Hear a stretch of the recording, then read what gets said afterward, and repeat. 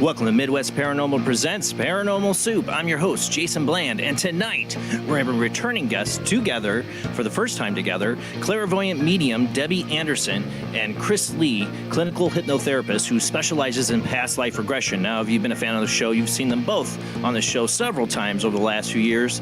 They are a husband and wife team, actually. We've talked about it on the show, and this is the first time we're going to have them on together to talk about their life together, what it's like seeing dead people and somebody else who basically takes people back to their past lives, how that works out. And, there's a lot of other stuff with Debbie Anderson. She has her Oracle card decks. We're going to talk about that, I'm sure, tonight. And, of course, Chris Lee has a series of books, Life in the Past Lane, all about different past lives and different aspects. So the last one he wrote, Life in the Past Lane, I got a copy of, is Crimes Against Humanity. I think that's the last time we had him on. That's the whole interesting topic. We're going to get into all of that. And we will open up the phone lines later in the show where you can call in, ask your questions of either guest or both. It's up to you. But we'll get those phone numbers out to you later. And then, of course, we have the World Wide Web of Weird. And, man, there was a lot of weird. A lot of UFO. I will admit tonight is going to be a lot of UFO stuff. I'm going to start off with non-UFO related first two articles, but there's a lot of stuff going on in the UFO community that I think we need to get to tonight. So, got a lot to go to, so let's go ahead and get rolling into the show.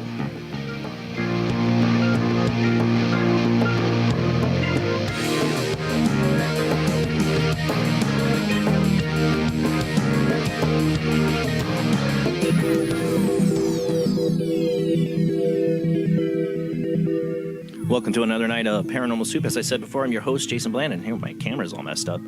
Oh my, what's going on here? This is what happens when you let your kids play on your stuff. Oh, it's still messed up. Oh, it's my camera that's messed up. Hold on. There we go. That's what happens when you have kids that want to stream and record their video games and stuff. Everything gets screwed up. Oh, even like my little thing there screwed up. Oh, I thought I had that all fixed. Anyways, tonight, joining us after the World Wide Web of Weird is our friend of the shows, two friends of the show, and been on here several times, is Chris Lee and Debbie Anderson. It'll be a pleasure to have them on here together for the first time. So I'm interested to see them in action working together. Joining me every Sunday night is, of course, my lovely co-host, Jamie D. How you doing tonight, Jamie? I'm doing well, thank you. I'm so excited. I know you're excited for this one. I know you're excited for this one. Like, I don't know why it's taking us so long to have them both on the show together. I mean, we've had them on both like three or four times, I think. And Debbie, I mean, when we take phone calls with her and readings, it's just incredible. I don't know if we're doing any of that tonight. I haven't actually talked to them if they want to do that or not. I don't know. I mean, because Chris is here too. So we'll see. We'll ask Debbie. We'll see what mood she's in. From St. Augustine, Florida, Rob Autry himself has joined us. He'll be running the World Wide Web of Weird. How you doing tonight, Rob? Doing fantastic. Ready about talk about some satanic shoes. Oh, Satan. Satan. Yeah, we got a lot to get to in the World Wide Web of Weird tonight. We'll talk about that here in a second. Just so you know, too, I'm going to give a shout out to Royal Howard. There's one story I didn't have in the World Wide Web of Weird tonight, but he mentioned it to me. I'm looking into it. It's the TikTok time traveler. I think it's a bunch of crap. But a lot of people are talking about it. I will look into it, and not next week, because next week is Easter. We will not have a show. I want to get that out of the way. I promised my boys we'd spend the night watching movies, because that's a beginning of my son's spring break, and it's Easter. So I'm going to spend time with the family. You should spend time with your family. So sorry, no Paranormal Soup next Sunday, but we'll be back the following Sunday. But we do have a lot of weird to get to, so let's go ahead and roll into the World Wide Web of Weird.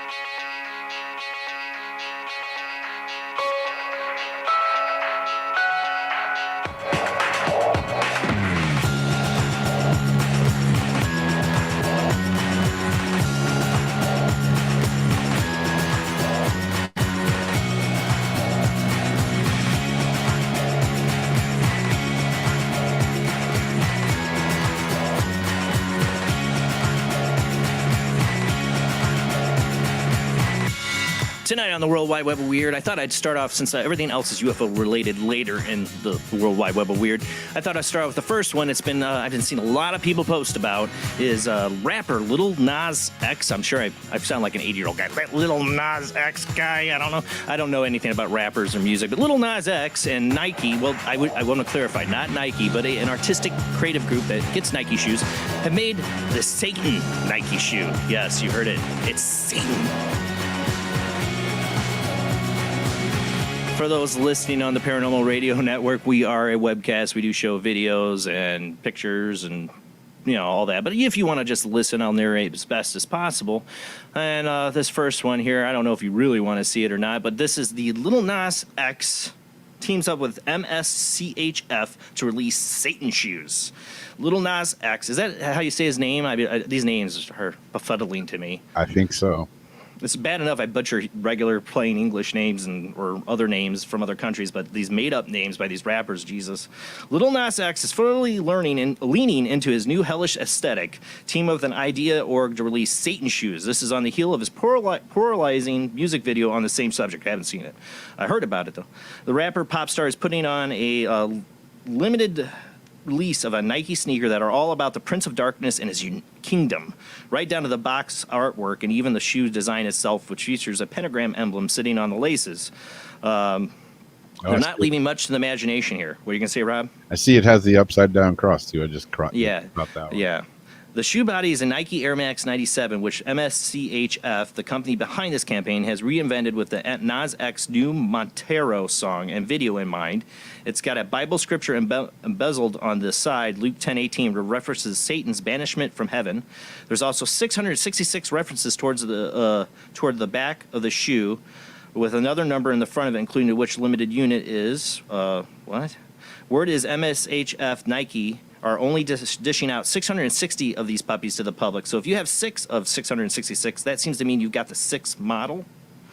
How much? I was looking for the price tag on these. Oh, no, not as much as I thought they were. Individually rumored to be $1,018. I heard $5,000 from one source, so I don't know. But at least $1,000 for these pair of shoes. The kicker, apparently, is these shoes will contain 1 drop of human blood somewhere along the sole of the shoe. And no, not the metaphysical blood, sweat, tears of the factory workers who presumably put these together. Exactly. Literal blood is on these shoes, always, on all the Nike shoes. Like actual plasma-filled red stuff. Isn't that just lovely? During the times when everybody's figuring out about germs, we're just going to put blood in somebody's shoe, in the soles of shoes, right? I don't know if I can go on reading this article, but, you make it really hard. I see all these past guests I had on that are very religious and Christian, and they're going off. This is a sign of Satan and the tons. It's totally. Who could it have been? Let's see. I don't know. Let me think. Let me knock on Mr. Noggin. Who could trick us into doing that? Could have been Satan. That's like my timeline now with those guests and that, and I get it. I mean, Their point's right there, right in front of us. I mean, this is pretty blatant. Right. You know, it's hard to argue against the satanic Illuminati Hollywood when they're doing this. Yeah. It's kind of hard. Little it's Nas kind of hard. Crossroads making a deal with the devil, you know? I mean, I just found out from my wife that Lady Gaga's perfume had a drop of her blood in each one of them. Nice. I mean, you can also get a vagina-scented candle from Gwyneth Paltrow. I mean, I don't know. I heard this guy give Satan a lap dance in his music video, and that's got everybody hot and bothered. Huh. You know what I say? Yeah, Let's just I not pay gotta look it attention to up. it at all. Yeah. I mean, of course, here I am covering it. But, you know, I mean, the guy has to do all this stuff just like Kiss has to put on a bunch of makeup. You know why? Because he sucks. I'm not a Kiss fan. Sorry if I pissed anybody else off out there, but I always thought Kiss's music was very overrated, and the only reason they were popular is they put on the makeup and looked really cool and went crazy. It's the same deal. It's the same. It's like Alice It's Cooper shock actually value. do like, but it's shock value. It's like Marilyn shock Manson. factor. Yeah, it's stupid. I think it's stupid. I you know, people go ragging on Nike. Well, Nike didn't put these shoes out there, but I will say Nike hasn't done anything to stop it. Exactly. They're sure, and I don't like Nike. I don't. I really despise Nike. But I'd love to say Nike Satan, but I don't know. And it could be in, perspective. As I was saying, if I were wearing the shoes, it would actually look right side up to me. Yeah, I don't think that point helps at all. Maybe one point is this company, like, to be fair, made a Jesus shoe last year. I don't know if that helps any. Probably not. All right, let's move on Did Jesus get a from the lap dance? Satan shoes. Get a lap dance. Speaking question of the week. Satan. This one from Unexplained Mystery: Pastor breaks wind on people to heal them. I think Little Nas X needs this guy. Yeah. I think he needs to just take a big fart on Little Nas X. Get Or rid of those maybe- demons. Maybe he did see this guy. Over the years, there have been faith healers who've claimed to be able to cure injuries and illness with a simple touch of the hand, but not until now. We've never heard of one whose primary tool is flatulence. According to the reports, Pastor Christ Penelope of Sevenfold Holy Spirit Ministry in Sedania village of Guyana possesses the rather unusual ability to heal people by farting on them. Witnesses claim he delivers his divine power while sitting or standing on top of them. Not everyone, however, approves of this unorthodox ways. When it comes to the church, it becomes, this is from somebody who I guess used to go to the church. When it comes to the church, it's because we need prayers, not to be farted on, one man told the Daily Sun. What this pastor has been doing isn't right. That's not what I signed up for, one woman said. I needed prayers, not farts. According to the man himself, however, these actions have been misinterpreted. I do not fart on people. I heal people, he said. The people saying all these things weren't true. They hear of things and believe them. Other pastors and religious leaders have since condemned this unusual method. This is wrong. Nowhere does God say sit on people and they will be healed, said Pastor Jacob Sebia. Pastors should practice what's in the Bible, not what they think is in there. Watch you find some miscellaneous quote in the Bible about farting on people. I don't know, but yeah, I mean, it sounds people's like a bad faith. South Park episode. It does sound like a bad South Park episode. It's going to be a South Park episode. I'm not going to knock on people's faith. They believe a fart's going to save them. How does he just like fart on command though? Does it smell like roses? He's like running up to the pews and like standing up on the chairs. You're like, yeah. I mean, can you imagine this guy running around the church like, cured ya? Oops, I sharted a little. Here, you want some of that? That's extra. I do more of Okay, that. no poo-poo And here. people No don't poo-poo. want this. This next story is we're going to get into we're all in the UFO field now because there's a lot to get to. Let's just get it started off with the biggest news, I think, in the UFO field. And I got this from Nori Hakawa. I don't know if that's the right article, but I'm sure there's going to be other articles on this as it develops. If you're familiar with the Travis Walton case, you'll know right away who the name Mike Rogers is. Mike Rogers says he's no longer to be considered a witness to the Travis Walton supposed UFO abduction. And then people's minds went... in the UFO community, like, oh my God, was it a hoax? Blah, blah, blah, blah. And they're going nuts. I actually just got thank you, Mike Rogers, for accepting my friend request, just because I wanted to see, what is he saying and get a better idea. And this article there does cover some of it, but it just seems, and I'm not going to get into this article. It's from, you can find it, Nora NORIOHAYAKAWA WordPress.com. There'll be other articles to follow on this subject. I'm sure Unexplained Mysteries will have something. Somebody's going to cover this more if they haven't already. I missed it. On March 19, 2021, Mike Rogers posted the above image to his personal Facebook page. What exactly does it mean? Mike Rogers was the guy driving the truck at the time Travis Walton reportedly ran out into the woods towards a UFO and was abducted by aliens. And learned from Travis Walton running at a UFO in the middle of the woods is a bad idea. Now Rogers' Facebook page, he refers to Walton's supposed abduction, but is rather vague about what exactly that means. Several people, including myself, have asked Rogers to speak. To please clarify what he is saying. J. Michael asked him, are you saying the event didn't happen, or are you no longer want to be associated with it? Rogers replied, I want nothing more to do with Big T, talking with Travis Walton, specifically. The event most definitely happened from our perspective anyway. I think that clarifies it right there. Yeah. He's not saying the event didn't happen. Him and Travis Walton obviously have had a falling out. I don't know Mike Rogers. I don't know Travis Walton. I know a lot of people who have talked to both, and I've heard good things about both people. I've heard bad things about both people. I think probably a little bit here and there because people, in the paranormal world these guys are paranormal celebrities, in the UFO community at least. They're big names. This is one of the greatest, most documented events of our time when it comes to UFO abduction. So when this came out, a lot of articles like that, Mike Rogers says it didn't happen. It's not what he's saying. He's obviously upset because people are people. And people suck, yeah. And maybe Travis sucks, maybe Mike sucks. Who knows sucks? I don't know them. You don't either. They'll figure it out. A lot of what I heard about this was he was just getting pestered so much about it, He's just it sounds like he's pissed at Travis Walton. Travis Walton had some major movie project going on that did not include Mike Rogers. Yeah.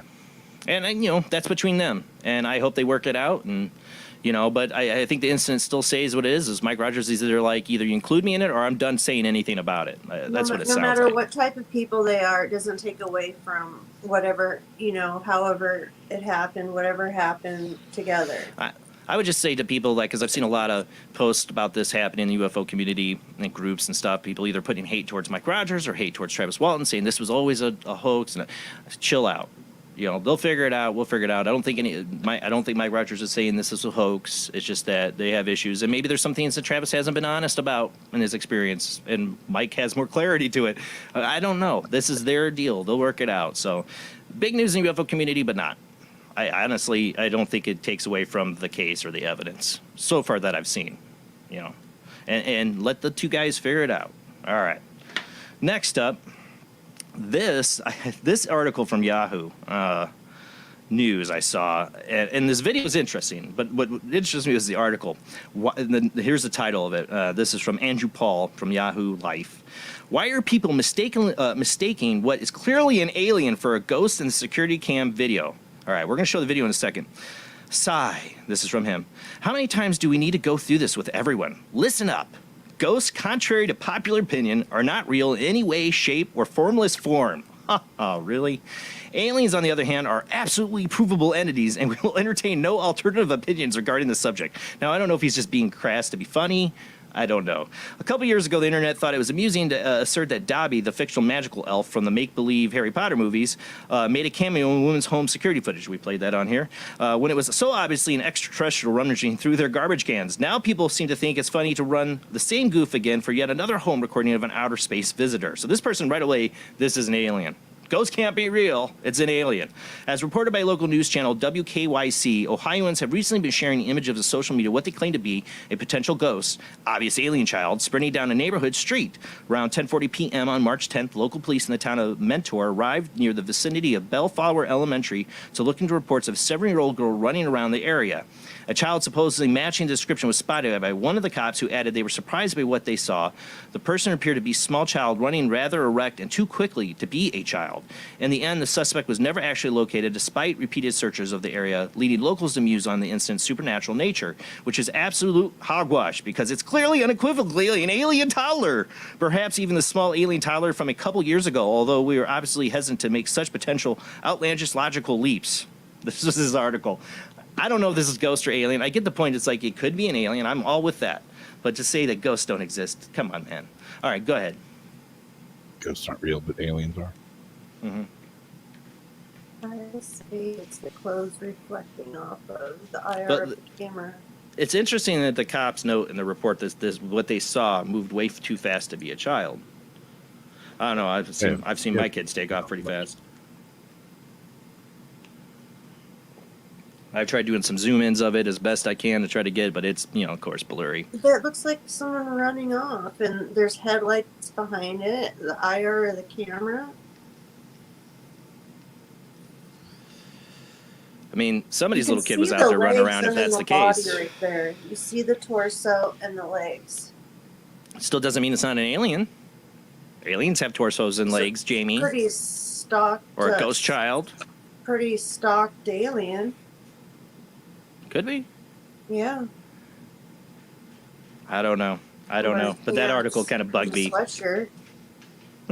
We got to move on before we run out of time, though. We got a lot to get to. All right, I think we're on to number 5. It's Casper. It's Casper the Ghost. Yeah, that's what it looks like right there. U.S. secret evidence of UFOs breaking sound barrier without sonic boom and performing moves humans do not have the technology for, says Trump's director of national intelligence. John Radcliffe has been coming out a lot lately with a lot of different stuff on these interviews he's been doing. U.S. has evidence of UFOs breaking the sound barrier without sonic boom and making maneuvers impossible with known technology, the former director of national intelligence revealed. The revelations increased excitement about a forthcoming report detailing what the U.S. government has observed. John Radcliffe, who served as Donald Trump's director of national intelligence, said that many of the incidents still have no easy explanation. There are a lot more sightings than we have been made public. Some of these have been declassified. And we talk about these sightings, we are talking about objects that have been seen by Navy or Air Force pilots who have picked up by satellite imagery that, frankly, engage in actions that are difficult to explain. So they got satellite imagery of these UFOs. That means they're tracking them. That's an admittance from somebody who worked in national intelligence. Let's move on because I want to run out of time because we're going to run out of time. So no sonic boom. That's a lot of information there from him. And then after that, there's this Tic Tac UFO article again. We're talking about the UFOs harassed the U.S. warship off of California coast. Mysterious flying objects repeatedly harassed 3 warships off the coast of California in 2019. This has been gone viral recently. At one point, matching the speed and bearings of one destroyer 90 minutes, according to a newly released details from a ship's log. The unidentified crafts described in the logs are unmanned aerial vehicles, buzzed the 3 destroyers for several days, according to the records obtained by the news site, The Drive, which I go to The Drive a lot from a lot of these military sources. They have pretty much seem to be the first to come out with these stories. As many as 6 of the drones swarmed around the U.S. Kidd, the U.S. Raphael Peralta, and the U.S. John Finn over several days in July of 2019, at times performing brazen maneuvers, the report said.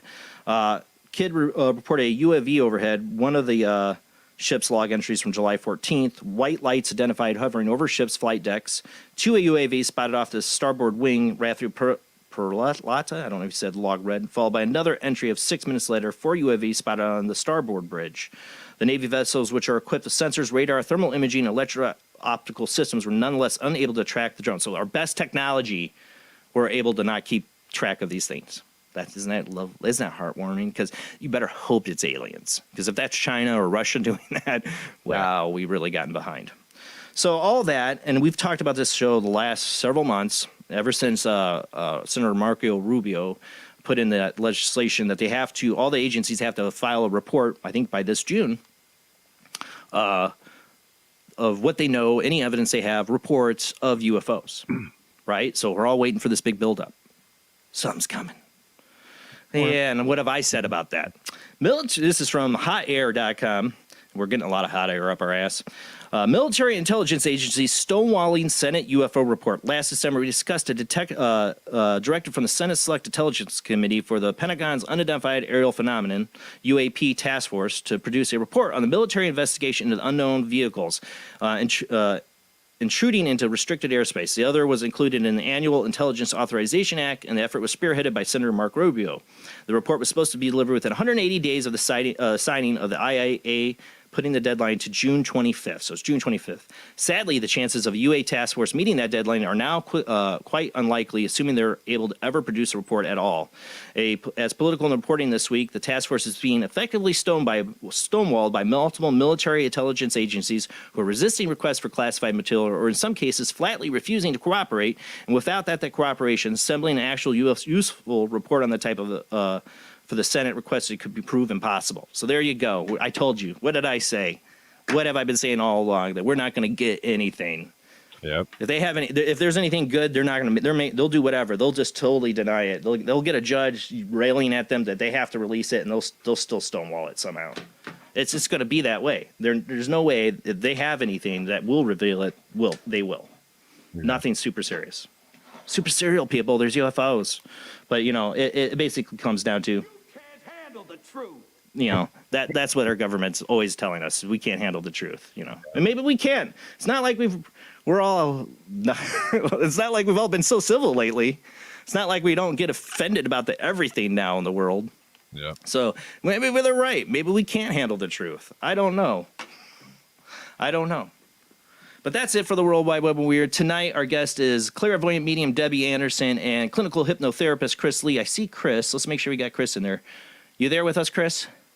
Yes. I don't see Debbie, though. Where's Debbie? Well, she'll be joining us in a minute, let's hope. Because we're going to go to commercial break. Hopefully, when we come back, Debbie will be here. But, like I said, we're going to have a short commercial break. When we come back, we'll be talking with Clairvoyant Medium Debbie Anderson and Clinical Hypnotherapist Chris Lee after this short commercial break.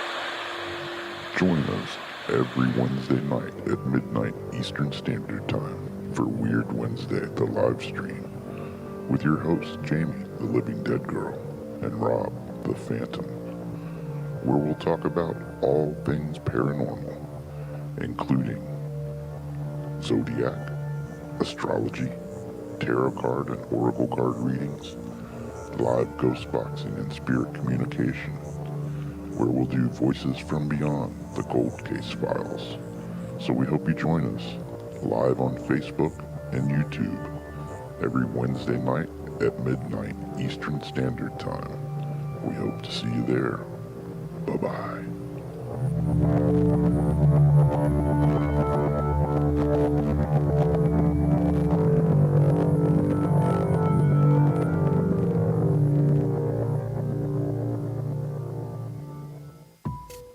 Since 1948, Fate magazine has brought you reports of the strange and unknown, all of them true. Fate Radio is carrying on that tradition, bringing you the unusual, macabre, strange, and bizarre. Join host Kat Hobson Sunday nights from 8 to 10 p.m. Eastern on WBHM Digital Broadcasting.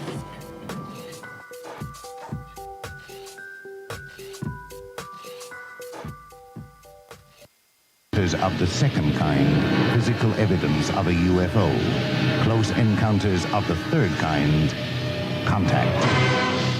From Steven Spielberg, the director of Jaws, comes one of the most ambitious and unusual films ever made. And what you will see has never been seen before. It's a cosmic mystery crossing what many scientists believe will be the next threshold of human experience. It's called Close Encounters of the Third Kind. It begins in an Indiana town and leads to one inescapable conclusion. We are not alone.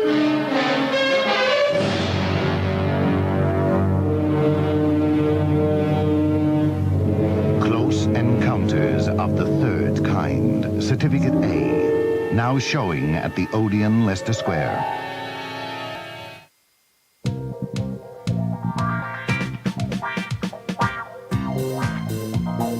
The night is alive. Join us and take a walk on the weird side when you tune in to the Kingdom of Nye, hosted by Heather Wade, the finest in late night talk. Listen live free weeknights starting at 9 p.m. Pacific time at thekingdomofnye.com, talkstreamlive.com, and the Paranormal Radio app. Wanna take a ride? The international chart-topping Haunted Horror of Haverfordwest has been described as terrifyingly real, a must-read, shocking and chilling brilliance, genuinely worrying, utterly frightening. Don't read before bed. Described as one of the spookiest writers out there, best-selling author G.L. Davies presents Haunted Horror of Haverfordwest, the true paranormal account that is shocking the world. Dare you enter? Dare you read? Haunted Horror of Haverfordwest is available on Amazon, Barnes & Noble, Kindle, and wherever books are sold. Pray you never have to live there. Do you like rock and roll? Do you enjoy a good story? Wish You Were Here, A Rock Fantasy, is a book inspired by Badfinger. It will not only entertain you, but intrigue you. What is it about? Well, Thomas is searching for his bandmate and friend in heaven, and in spirit has helped pen this story. He meets an old friend and famous new ones on his afterlife voyage. Midwest Book Review said, Wish You Were Here, A Rock Fantasy, is a book inspired by Badfinger. It's a quirky story by Joyce S. Isaacson and is unique, original, and deftly crafted metaphysical novel that showcases the author's genuine flair for character and narrative-driven entertainment that is simply riveting from first page to last. Wish You Were Here, A Rock Fantasy is now available on pennantpublication.com, Amazon.com in paperback and hardcover, and also on Kindle Unlimited. So check it out now. Wish You Were Here, A Rock Fantasy. Switch to DCS Ranger. 240, nominal to profile. We're in the pipe, 5 by 5.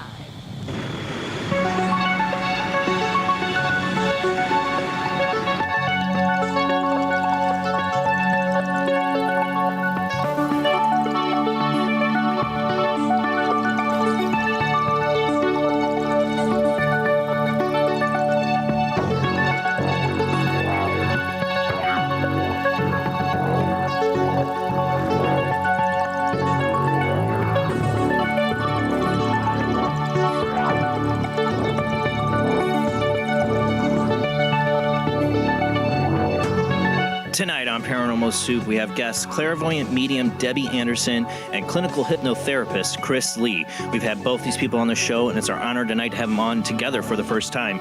Chris Lee and Debbie Anderson are partners in this lifetime and many that have transpired before. Chris Lee is a clinical hypnotherapist who specializes in past life regression. He has written 4 books so far, with more to follow in a series called Life in the Past Lane, where he shares case histories of some of the many thousands of clients he has worked with along the way.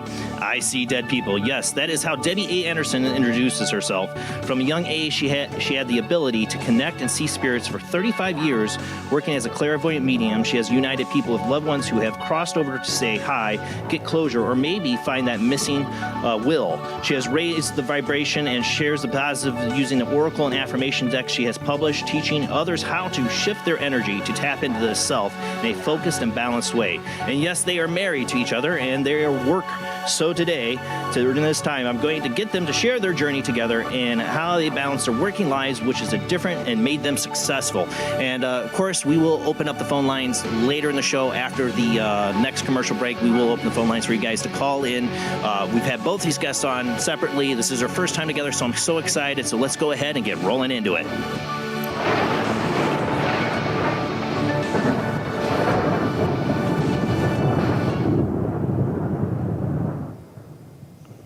All right, let's see. I'm gonna make sure. There he is, unmuted. All right. Welcome to the show, guys. Hi. Hi, Jason. It's a pleasure to have you both Jamie back on. and Rob. Yeah. Look at the gang. I have to say, I was loving what you were talking about beforehand. Demon shoes. Yes, Really? Satanic I Demon love Shoes it. by Little Nas X or something. I don't know. These guys don't have real names. I've seen a Or lot of people actually get sing real music. Oops, sorry. Bad girl, bad girl. Yeah, well, I think I've always said, like, people like Kanye West and Little Nas, any of these people, I'm like, yeah, they sold their soul. They had to, because that's the only way they could have explained them being famous, because they have no talent. They suck. They're horrible. I can't stand the music. I know I will be in hell the day I wake up and I'm trapped in a room and there's Kanye West, Taylor Swift, Little Nas X, or whatever, these music. I'm just listening to their songs over and over again. Then I know I'm in hell and I'm being tortured for eternity. That would be worse than pits of fire.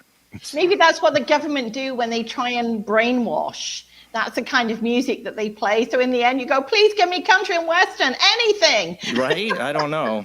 Just a light rinse. I feel like I need a shower after their music. I don't know. And anyways, I love the bit when you were talking about the UFOs, because, hey, folks, come April, our planet's going to be very busy. Lots of infiltration from UFOs. This is what Spirit told us. Really? Yep. If you've listened to my predictions 2021, she says, quick roll, it actually states in April it's going to get very busy. Really? With sightings and I feel like it's visitation. already started. Oh, it's already started. Yeah. We've vamped up and everything's moving ahead a lot faster than we had ever imagined. So, Well, just look at that story. It was from 2019. We already had the TikTok video released. The military is already slightly admitted to the existence of UFOs and that are dealing with it. And then you have you have warships actually being harassed by things they cannot identify, that make no sonic boom, that travel at speeds and are not the technology we know drones of today. They know what the Russians and China most likely should have, and that doesn't match it. So that's got to raise questions, and we should, be interested in that. I would think, but people get upset over other stuff. Nas X's satanic shoes. I don't know. I think a lot of people have also been getting personal visitations, information coming through, and sightings themselves, like not in the bigger picture, but more in their sphere, especially if they're open spiritually or in the curious stage, as I always say. It's interesting you say it, because I've actually been thinking about that a lot lately, because I'm trying to write something for my friend Terry Lovelace. He's working on a new book. I don't want to give any more than that, but I'm trying to look into my own personal experiences. And when I got really started to get into meditation and see auras and have spiritual stuff, I was also having a lot of vivid dreams, and they were alien related. I wrote them all off for years. Wouldn't think about them like they were just dreams. But now interviewing people like Terry Lovelace, talking to people like you, it's maybe kind of reflect on those memories and those things I wrote off as just dreams, as maybe something more. Yeah. Yeah, I've had a few clients that have had alien abductions. Yes. Yeah. That's what. Yeah, you have to run across it if you're taking people down deep, and there's a percentage of the population obviously being abducted that you're going to run across just by the math. Somebody, while you're putting them down, you're going to run across that. I've always been interested in that for somebody who's a clinical hypnotherapist. How often you do run across that? We can usually see a bit more than they normally remember, but their mind has certainly been affected by whoever abducted them. It's not totally as clear as I would expect. Well, this is the reason I say that too, and this is what I was kind of writing. I'm working on writing is. There's a way I feel like with the people that have had abductions. I know we're going to get on topic. I'm sorry, but there's people that experience that you get abductions, and maybe as a hypnotherapist you can shed some light on this. I feel like from my experience, I've had several that might be, but I always felt like there's something wired in my brain for so long that kept me from looking at it. And I've had other abductees say similar things. like you're wired not to think about it. You've had it. It's not that you remember it. It's there in the memory. It's not like you forgot it, but you're wired not to talk about it or look at it. Yeah, that's what I'm gathering. Yeah. Yeah. That's so interesting how you can program somebody like that, and scary.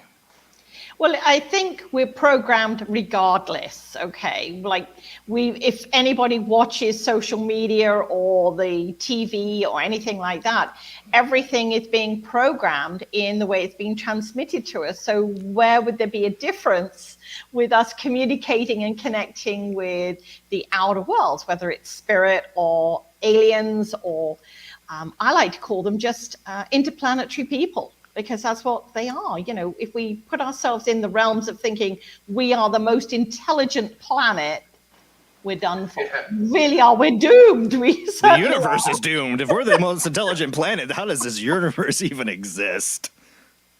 Absolutely. We hope there's more intelligent life out there. I I'm honestly praying. hope. Or I'm we're, praying.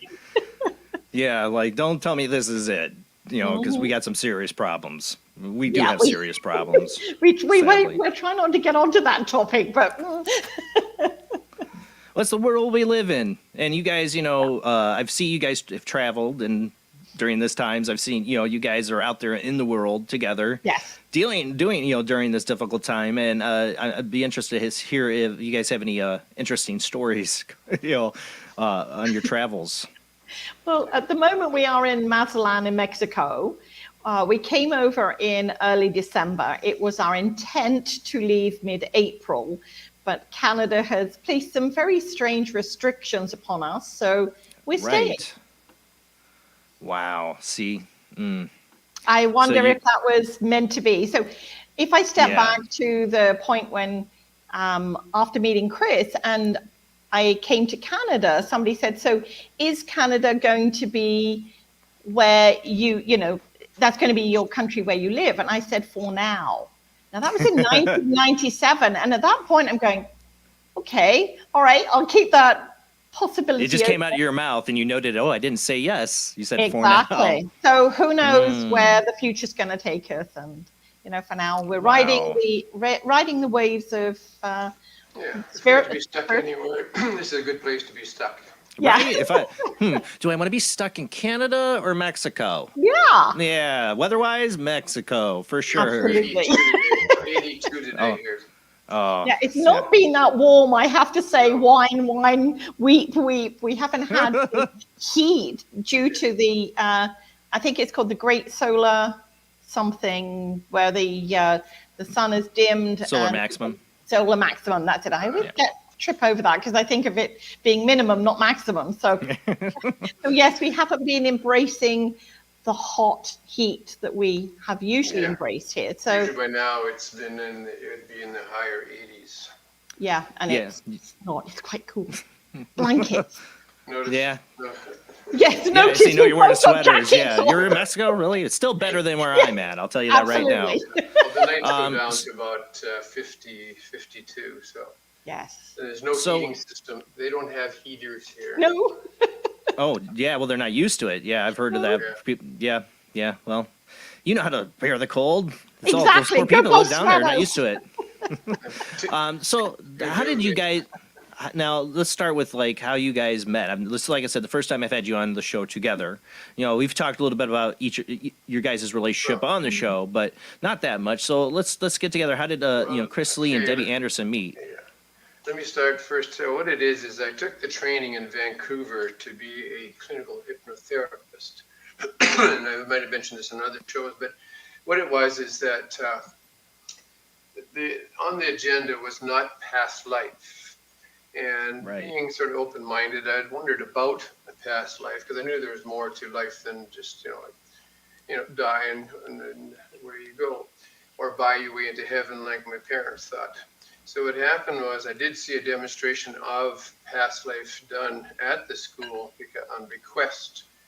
And basically I finished the course with my hypnotherapy clinical, and the clinical is dealing with current life only.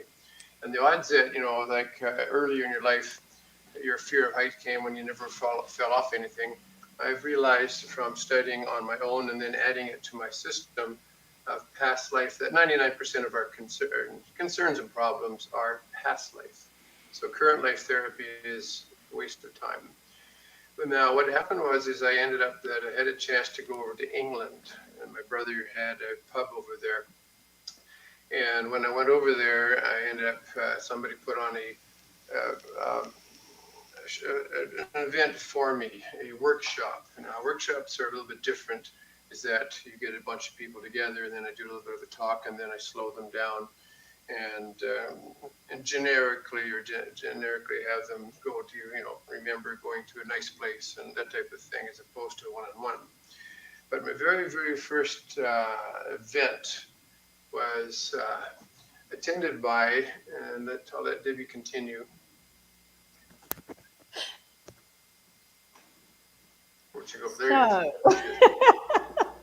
she says, coming in here. Well, the thing is, when Chris was saying that he was going to do this workshop, so I always love that Spirit offers little breadcrumbs to follow. And a friend of mine said, hey, there's this great guy coming over he's over from Canada. He's doing this past life regression workshop. Are you interested? And I said, sure, of course I am. And I said, when's the date? And she told me, and I'm like, no, I can't go. And she said, well, that's the last one he's doing here. So I said, okay, put my name down. I'll pay the deposit. And if I lose it, so be it. Because I had other plans. I was supposed to be meeting with somebody else. And of course, the Spirit, meaning that obviously I was meant to go to it. The person I was supposed to be meeting with, she phones me and she says, look, Debbie, I'm so sorry. I screwed up. I double booked. And I'm laughing on the other end of the phone because I'm like, okay. And she says, I'm going to have to cancel on us. And in my inside voice, I was going, woohoo, I can go to the workshop. On my outside voice, like, oh, that's okay. But I did tell her later what had happened. She said, oh, you should have just canceled and gone. I'm like, no, when I make a plan, I stick to it. So fast forward, I get to go to the workshop. Now, in England, I have to say, there is no form of air conditioning in most of the locations where events are held. If it's a very, very big one, you may have a fan or two or something like that going in the background, but air conditioning is not a go-to thing. So knowing this day was going to be extremely hot, and air conditioning in England is open the window one side of the house and open the window the other side of the house, and you get through flow, and that's it. So I took along my big cooler with plenty of ice in it, so everybody could put their sandwiches in there because it was an all-day workshop. And not knowing where I was going, i.e. the location where it was being held was notorious for no parking. So I had this get there extra early, find a parking space. Well, I was there absolutely extremely early. So I knocked on the door because it was still locked, and this little head pops out of the window upstairs and said, are you here for the workshop? I'm like, yes. And he came down, and of course, because I'm carrying this enormous cooler, his first words to me, which didn't resonate well, were, are you feeding everyone? And of course, I'm like, he thinks I'm a pig. How dare he? So I had my little hufflepuff, came up, plonked my box down, my cooler down, and then waiting for other people to arrive. And I'm just sitting there doing this seething thing that you do. And then everybody was coming and putting their food in, like, see, it's not just for me, it's for everybody. So anyway, I thoroughly enjoyed the workshop. And my girlfriend that was with me, she kept on saying, he's really cute. Now, within this workshop, there was a gay couple, two males, and a married couple. And I'm sort of looking at her and looking at the other two. I'm like, okay, I'm not getting it here. So I have to say it wasn't love at first sight. But here is what happened. We'll get in the whole past life part. That's a whole other segment. Well, here's the thing. I went and had, after the workshop, I decided to have a private one-on-one session with Chris at that time because I had some personal stuff I wanted to work through, and I didn't really want to do it in a workshop environment because, as Chris has explained in the past, when it's in a workshop, everybody is listening in and part of it. So, I didn't want to be sharing my innermost, deepest fears to the whole world. So I had this private session with him, which again was absolutely amazing. And I must say that from the workshop to the individual session with him, it allowed me to work on a lot more stuff than just this one thing that I wanted to work on. Right. So anyway, fast forwarding from that, I left, thanked him very much, went home, went to sleep, as you do in the evening. When in that sleep state, I had the most crazy, amazing, weird dream. Okay, so now you've got to remember, this was back in the 1990s. So there was no internet access. Yeah. We just moved into WordStar on the computer and things like that. So we had that was our way of communicating on the computer. And we had pages and all, phones with a cord attached to them. Anyway, so the next morning I woke up, well, within this dream, I'm like, okay, is this a dream? What does this mean? Yada, yada, yada. So I wrote it all down and phoned my girlfriend, as girls do. You phone your girlfriend, your best friend, and you say, oh my God, this is what happened. And, trying to make some sense out of it. And she said, well, you've got to speak to him because in this dream, we were lovers. You already know. I had not any kind of connection with this guy.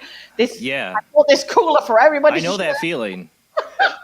So anyway, so she said, I said, yeah, but I don't feel anything for him. I'm not, got the hots for him or anything like that. You don't know him.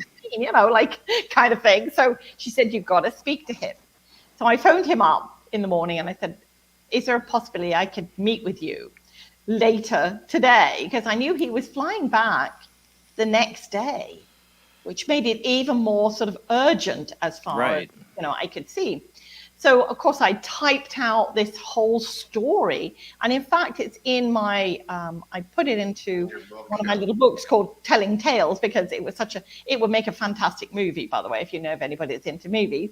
It would make a really fantastic movie because it's just that kind of out of this world kind of thing. And I won't go into that because it could take the whole show just to explain that story. Okay. So it would. So anyway, I met with him. I gave him the typed up, thing. And as he's reading it, he's tearing. And I'm like, oh, wow. Okay, what does this mean? And of course, I blurted out, I have no feelings towards you. Right. Nothing like crushing a guy in the heart kind of thing. So, so he's like, I don't know. And then we sat and we talked in normality, if you like. Yeah. And I had found out, or we had found out at that time, that our paths had crossed so many times, but we hadn't actually met. To the point where I think Spirit were just going, for holy Farkle's sake, will you please both meet? Because this is driving us crazy. Watch the language. I said Farkle. Oh, okay. That works. I hate saying Farkle. Okay. Holy Farkle. Yeah, no, okay. I would. No. I was like, oh boy. No, you haven't got to edit that out. So, but the dice game too. It is actually a dice game, and it's my now go-to word instead of the other thing. So, yeah, when we sat down and we talked about it, our paths had crossed and crossed and crossed and crossed to the point while I was in England. Yeah, while he was in the UK, to the point where I was at a metaphysical center I would go to. I didn't even know he was doing a workshop because he actually did one there. And we went to a psychic fair, not together. And I was getting to the point like, so you went for lunch there. What time did you go for lunch? Where did you sit when you were sitting because we literally must have been sitting back to back to each other. Like life kept on having you guys come close. That all it would take was a little nudge and you guys would talk. Yeah. So I think that was the ultimate way that they had to do it. And so at that point, he was going back, and I went to see my girlfriend after, and she said, so what happened? I said, I feel like somebody's lopped a limb off of me with him going. I said, but again, I don't feel any emotional. You don't know him. Yeah, I don't know him. So how can I feel for him? But we've since, obviously getting together. He came back, I think it was in September, wasn't it, Chris? And then I had organized some workshops. You set up some workshops for me and convinced me to come back. Yeah. And of course, with him, he's like, would you like to organize some workshops for me? And I'm going, yeah, if there's some money in it for me. Like, they talk about kill the guy in full process kind of thing. It's like, yeah, I'm not doing this for free. I don't do this for the love of, if you want it, I'll do it for you, but you're going to have to pay for it. But yeah, when he came back, it was sort of that, there was just something that I realized that we were obviously meant to be together, whether it was to work together or And been in other lives together too. yeah. See, I believe I'd be so interested to find out, like, if me and my wife had. I did a session with Chris that didn't come up in it with like my wife. We had some interesting stuff in my own session with Chris, but one of the things with my wife is when I was a kid in grade school, before I knew what, like, I hadn't seen anything like X-rated, yet, like a little kid, like in 5th grade, I had a dream about my wife in a very graphic nature. Ooh. We both went to the same grade school. And I remember being very uncomfortable. I even came up with a bad nickname for her, like tortured her and all that stuff. When they say the kid likes you, it's because it comes with a name. Yeah, it's because I was insecure around her because I had this weird dream. And, how was I going to know? We never talked in high school together. We never talked till later in life. And but when we did start really getting serious, I'm like, oh, my God. I had that dream, like, real serious. And then it hit me during that time. I didn't bring it up to her. Like, hey, I dreamt about this when I was, 5th grade about you. Yeah, no. But it was the truth. I told her many years later. I mean, we also both had one night, had a shared dream. We've had a couple shared dreams. One of the shared dreams, though, was us in another graphic nature, but in a past life. And we had switched gender roles just to make things complicated. And she said, I had that dream. And that was what was weird about it. It's like I was the man, you were the woman. Like, let's never talk about this again. Here I do a show. I talk about being open and forward. I'm open, people. Do you see how open I am? I just talked about switching gender roles with my wife in a past life dream. I'm open. Join us for Paranormal Soup. Nobody judges. You better not judge me. Well, this is the thing because Chris can explain this, that we've gone through some past lives together to work out different, because Chris can't hypnotize himself to go into a past life regression. So he was doing it through me to work out how many lives we had been in or the different kinds. So I'll let you take over from here, Chris. Yeah, because I can't relax and ask questions at the same time, I can't do the stuff with myself. I have a number of graduates that I've trained, and there's one in California I use quite often. It's like a doctor. You don't treat yourself, Yeah, exactly. So that's how we realized we've been in many lives together. But in a session, I always have your subconscious say how many past lives you've had on Earth. And I always say on Earth because most of us have had past lives on other planets. And a lot of people are surprised about that. And then they realize, hello, we're not the only planet. It would explain a lot. Of stars, yes. So we have had them, but Earth is one of the hardest ones to come to. In fact, I get people that say, "I didn't want to come to Earth. Please don't make me come to Earth to learn." But we end up doing because the Earth is more of a denser planet, and apparently it's harder to learn lessons. But when we do learn them, they sink in and clear up a lot of our stuff. But a lot of the lessons, though, unfortunately, just a little side here, is that Earth. Because it's dense, we do drag emotions from life to life. And the biggest emotion that we drag with us, take a guess what it might be. Regret? No, guilt. Guilt? Okay, close. Guilt we drag along. Mainly it's the guilt of not finishing that lesson. So I've met many people, even like not in sessions, but just people that feel guilty about everything and they have no reason why. That's where it comes from. So that's one of the things I help clear up when I work with my clients on that one. It would explain a lot about people I've known who self-sabotage, like seriously self-sabotage themselves. And like, why are you doing this? Oh, it's guilt. Well, most of it is because you're stuck in those lives. We can't actually be stuck in a number of that stuck feel. A lot of people have got that stuck feeling, don't know where to go, that type of thing. But the biggest number 3 fear, I think I mentioned to you, before, the top 4 fears and phobias. I've worked with 141, and the top 3 are heights, claustrophobia, fear of success, and number 4, deep water. Now, deep water is me.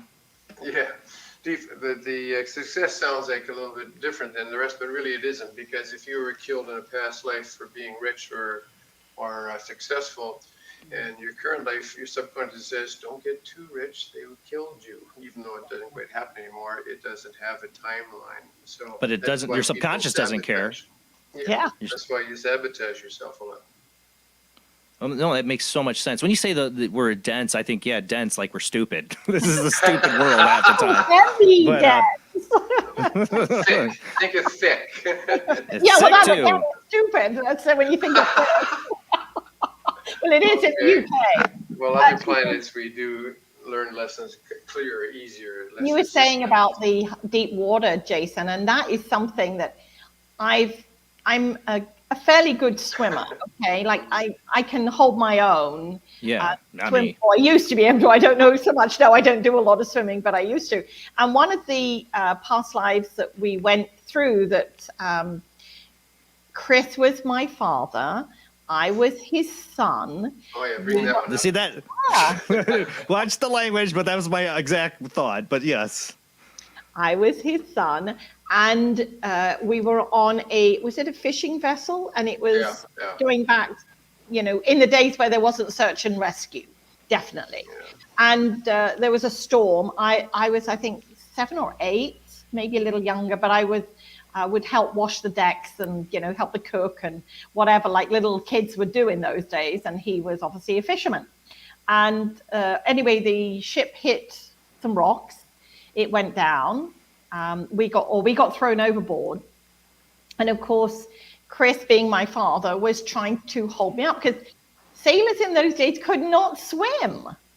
But what was the point? Where are you going to swim to? Right. You're going to die, kind of thing. So nobody knew how to swim. And so, of course, he was the boat is your friend. The boat is your friend. That's how I look at it. That. I love boats. I really do. I have a fascination with boats, but I fear the water. So anyway, he was holding me to try and hold me up above the water because I was small and little and couldn't swim and panicking like anything. And what happened, obviously, he died. And when he died, he pulled me down onto the water. Now, the crazy thing about it was when I came out of that past life regression with him, I said to him, oh my gosh, this answers so many questions. Growing up, when I would go into the swimming pool or something like that, I could never bear anybody hanging around me or putting their arms around me or clinging around my neck or anything like that. I would sort of fight them off. And of course, at that time, we were actually teaching our little granddaughters how to swim. So there's me standing in water that I'm only up to here, and they're clinging around my neck, and I'm sort of like fighting them off. So I said, now it answers that it isn't to do with that. It's to do with that life. So that answered a lot of questions for me. Of course, if I go into deep water, I'm going to be a little bit panicky because unless there's search and rescue there and there are no sharks or things like that, I'll be good, Right, the shark thing's what got me. I mean, when I was a little kid, I literally was at the YMCA pool going, "There's a shark in the water," I saw Jaws, and I shared that terror with my son, my oldest son. Yeah, but I've always had a terror. Jaws scared the heck out of me, and I don't know if that scarred me. Yeah, I mean, when I was a little kid, I was at like Lake Michigan, and I swear to God, to this day, I even remember seeing a fin in the water. I mean, there's no sharks in Lake Michigan, but I swear there was. And my little child imagination saw that fin. I saw it, and I'm not getting in. Eyes roll over white. Well, I thought Jaws was bad enough, but when we saw Meg, I'm like, I'm never going into the water ever again. My kids watch that one too. They have a fascination, and maybe we all died in a past life by sharks because my boys have a super fascination with sharks. The first time, I'll never forget, we went to my son. Maybe I'm setting myself up here for past life, but I would not be surprised if we all died by sharks in the water because my son had this fascination with sharks very early on. First fish mammal thing he got involved in was sharks. He wanted a shark. We went to the aquarium, and he had to have the stuffed shark. That night later, Jaws happened to be on TV. And he's like, I want to watch. I'm like, no, you don't. No, you don't. I said, fine. And he watched the first scene, which is the worst scene in the whole series of movies. The most scariest scene is the very first scene in Jaws. He went running in his room, grabbed the shark. I hate sharks. The shark. Still fascinated with sharks to this day. Like, you're fascinated by what you're terrified. Well, I think Finding Nemo was the big one for me. Fish are my friend. Yeah.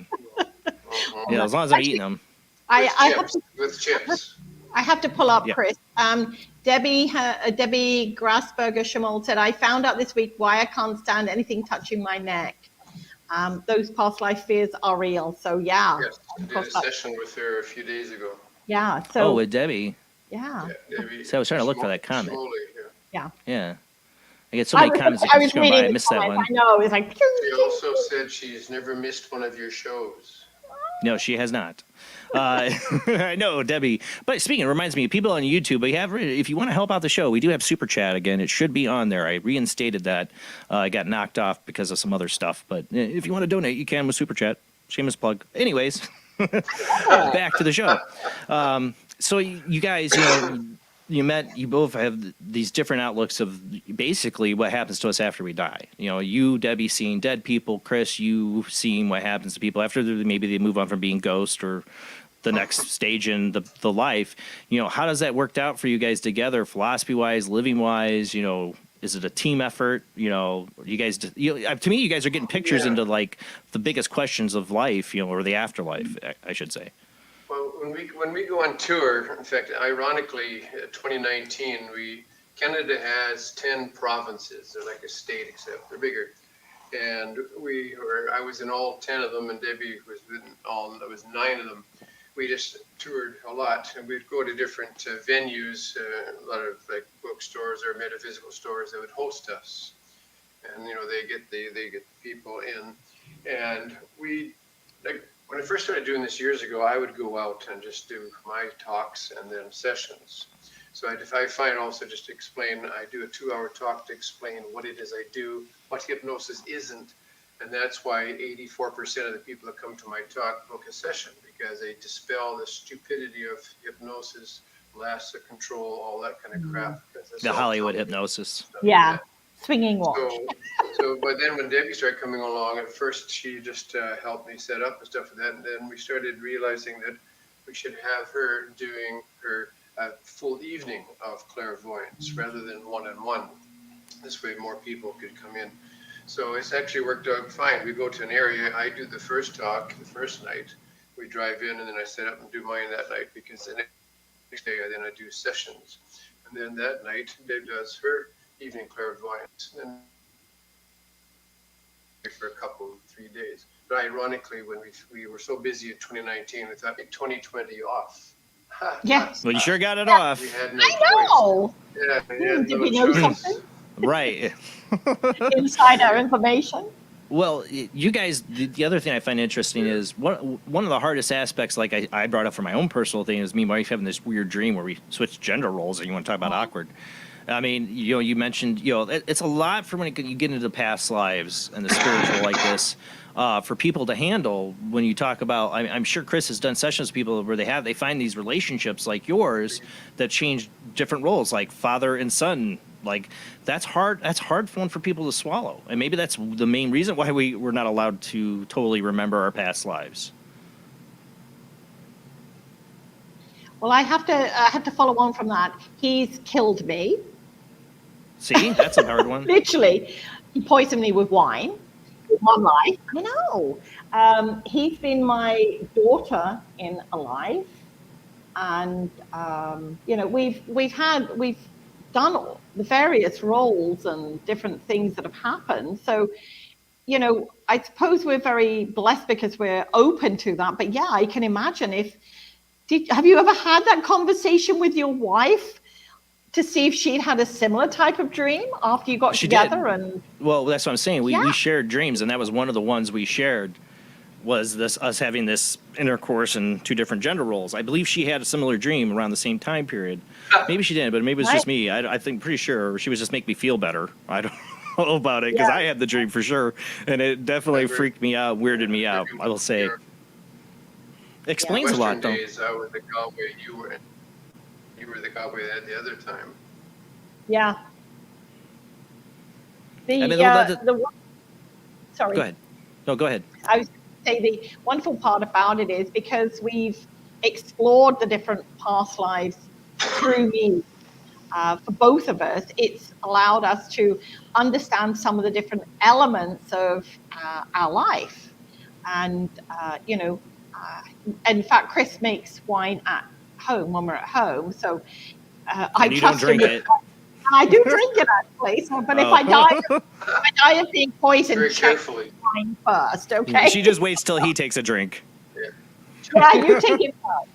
We're very blessed. It can sometimes be, because people will come to me and say, well, should I go and have a session with Chris, or should I have a reading from you? And of course, we both deliver different aspects. Right. And I always say, if you've got a fear, a phobia, or something like that, go see Chris. I can't help you with that. I can help you, connect with Uncle Ed who died, or, that kind of thing. We can have that communication. But and sometimes, I might get a sense that somebody has been, whatever it is, in a past life, but it's not going to help rectify the issue that they're having. Because I'm just seeing it in a spiritual way, not in a hypnotherapist way. That's what he took the training for. That's why he does what he does. So it can sometimes, people trip over reading session and that kind of thing, because when we're both there at the same time, it can be a bit intense. But they're two different things. We don't overlap each other or compete.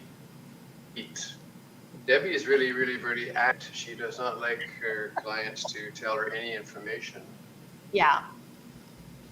Well, if I was doing a medium reading, I wouldn't want pre-information. I would think that would make your job really hard, having any knowledge in your mind about a person. And that's something that I do say to people when they are considering a reading, whether it's with me or whomever they're going to have a reading with, because there's some amazing psychics, there's some amazing mediums out there that do the kind of work I do, and different kind of work. But the one thing that I do say to people is, if you're going for a reading to somebody, if they start asking you questions, then, be polite and say, I'm not here to give you the answers. You're here to give me the answers. When I sometimes if there's two people that are coming through and the client is a little confused, I don't know if this is Great Aunt Lucy or Grandma James or whoever, and then I'll usually ask them for the name of the person if we haven't got it, so that I can check in and see which one it is. Because in a 30-minute reading, I don't want to be going back and forth with those in spirit trying to ascertain, is this Great Aunt Lucy or is this Grandma? So it's one of those things that, for me, that would be the only time, and I'll just ask them a yes/no question, and that's it. Because, the whole point of getting the reading is to ascertain that proof. Not, I have heard of, and I don't know who it is, that used to ask for the name of the person they want to communicate, the day that, or the date that they died, and what they died of. And I'm like, well, if you've got all that information, that just ruined it all. What are you going to tell the person? Right. Yeah, exactly. If I've got to give that kind of information, I can see getting the name. I can see somebody. I've seen some mediums like they just want a first name, maybe a date of birth, or something like that. Nothing else. Yeah. I can understand something that they have to lock onto energy wise. I can understand that. But if you want all of that details, then you just missed the whole point of validation. Well, speaking of validation, one thing, Chris, we've had you on the show, you've talked about, because I've had other mediums on this show. Lori Johnson told me I lived a past life as a sailor that went missing in the Bermuda Triangle, which would make a lot of sense to me. But one of the things you point out is, like, they can tell you all you want about your past life, but what's that going to do for you? You have to, like, experience it to have, like, the real effect of change or whatever in your personality or pains or whatever you have going on. You want to talk a little bit about that, about why it's important for them to have a hypnotic session over somebody just telling them about their past life? Occasionally, you guys are are we losing signal? Are you there, Chris? I'm losing you guys a bit. Yeah. Yeah, I'm here. I'm here right now. Just occasionally, good thing I hear Debbie in the background, so I know she's. Yeah, we are losing signal on Chris. Darn it. We're losing him. I'm not quite sure. We're in the same house. I can promise you that, which is a separate room. So there wasn't any over kind of thing. Because we were going to sit at the dining room table and opposite each other, and I thought there might have been. I'm dying. Okay. Yeah. Well, but what is? I'm not going to tell you that you were a past life, because what's the point? We are an animal that likes to see to believe. And my example I like to use, and I'm just going to do it right now for people listening, is that pretend that you live alone and it's a dark, spooky, windy night and the wind's howling, okay? In the middle of the night, there's a crash, and you jump up and go, what the heck is that? Of course, I watched my language. And then in a moment, then you realize, and you hear it again, it's just the wind blowing a branch against the window. But later that night, there's another crash, a different one that wakes you up, and it's really something you've never heard before. And what is that? And that's when we start to run amok, like if somebody coming to kill me, a boogeyman, or that type of thing. And unless we go and do what we used to do as a kid, we pull up our bulletproofers and try and get some protection. Well, you're not going to sleep well. You still hear the noise. But in the morning, you get up, you're at the door, wind's still howling, and you notice that noise again, and stuff to your left. You quickly look left. It's just a garbage can, a metal garbage can blowing around. Neighbor always used to ask, he's got a new garbage can. I'll tell you about it. Then you're going to make a very, very profound statement and adjectives about the stupid neighbor, and that is, it's just a garbage can. It's night, the dark, spooky, howling, the garbage can blows over. You probably won't even wake up, but you're going to make you, unless you feel the garbage can is coming to you, would let it go. But if I had told you, we're losing them. You see it, we let it go. So that's how my system works. I hope people got the point of that. You were starting to cut out. We are losing internet signal on Chris a little bit there. But yeah, it's basically if somebody realizes what the sound is that's making them afraid, and it's nothing to be afraid of, they're gonna be fine. That's kind of how the past life memory. Now, my session with you, we focused on my finger. I would get a lot of throbbing finger pain, and that was one of the things we focused on, and my neck pain. Now, the throbbing finger pain really did go away, because in this past life, I had my hands basically smashed.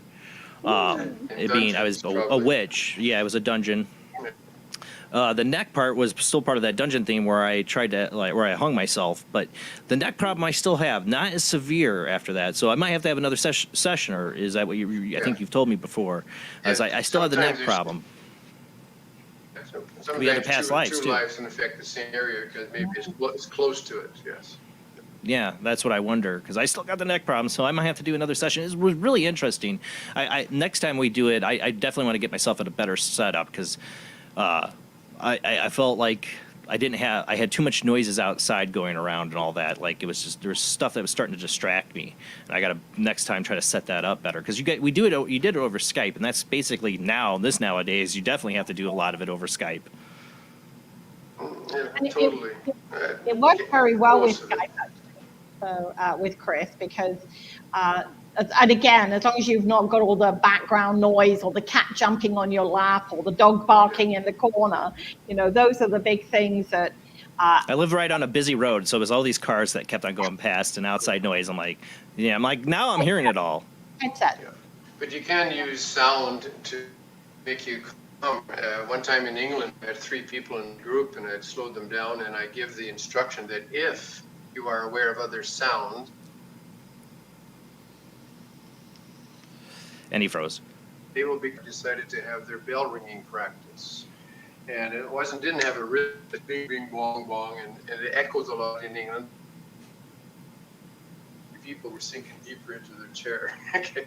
So you can have distraction to your advantage. It's also why you can use hypnosis for a child, because you give the instruction that if you feel any pain, I hear that, it'll be a trigger to be calmer. And when you're calmer, the pain doesn't hurt as much. No, it makes sense. Yeah, you are cutting out. I think where you guys are at, once it gets to a certain time, people start getting on the internet, and it's starting to slow down your internet speed where you're at. Like, Debbie's been good. Is it just me? It's just you. Yeah. I have the power. She's closer to the router. I'm closer to the router. That's true. It probably is why. It honestly is. Yeah. But it's all right. We'll make it through. Now, Maybe tonight we are going to take phone calls after our next commercial break, coming in about 10 minutes from now. Just to clarify, Debbie, are you going to do any kind of readings tonight if people call in or ask for it? I just want to get that out of the way, because people will ask. I can do a quick mini meditation if you want, just a very one, because it's the worm moon tonight. Full moon. Yeah, it is. That's right. It is the full moon tonight. I'm wearing my Death Star shirt. Super moon, the first of 4 super moons in a row. Super moons. Yeah. Like this Earth needs anything more to encourage it to go crazy. Because that's what I feel like, you know. The crazies world, allowed. Yeah, well. Yeah. But, you know, And I that's the have thing. my little Kahan here, my little Crystal skull? My I got little, those too. I've got mine right here. He travels with me. It was a beautiful gift from, look at it. Where's yours, Rob? Come on, give up your skull. Give up your skull. Say, a gift from Look Bill. at this. Chris would just do this with his head. Chris is, there you go. He's got his crystals. Poke your eye out. Hold the crystal skull might help your internet connection. I don't know. Quartz, I don't know. Put it right next to the Wi-Fi. Yeah. It's a pure. Okay.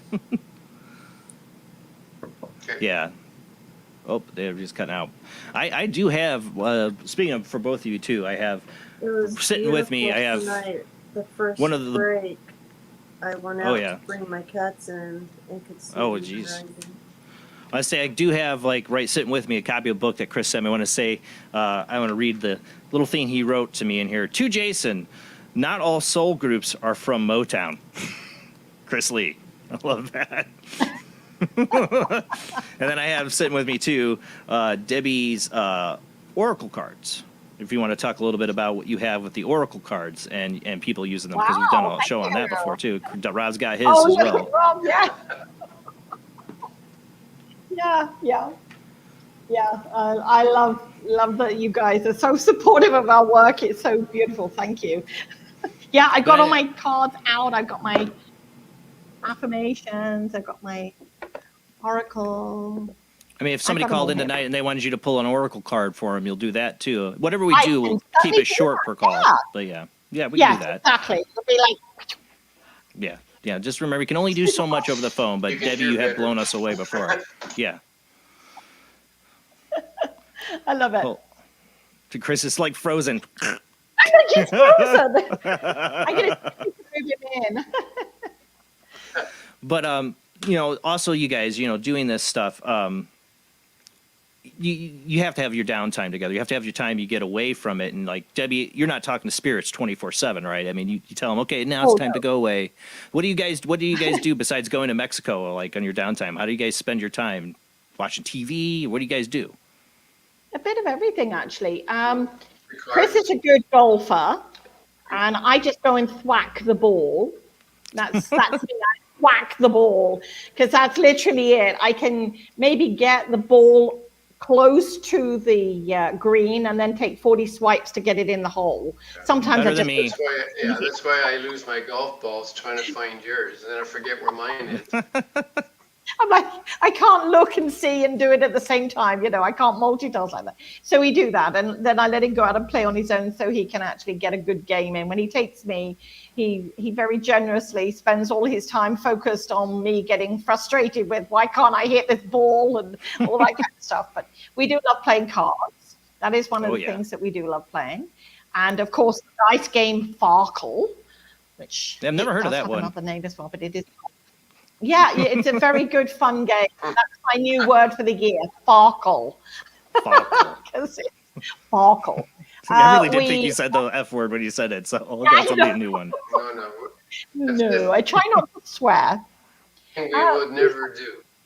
I know. We do like watching movies and things like that. And I usually, if we're watching shows and stuff, it drives him and his daughter crazy because I'll work out within the first few minutes who the bad guy is. And I have to say, if there's a British person in the movie, that's the bad guy. I don't know what the hell it is with Hollywood. They always place us down as the bad guy, the stereotype. So, but anyway, so I do like doing that, and it'll drive him crazy. So we do like sort of more mystery, got to work it out rather than sit back and zone out, although I do like those as well. My 9-year-old already hates it when watching movies with me because I do the whole like, oh yeah, I bet it's this and this, and then when it happens, Dad!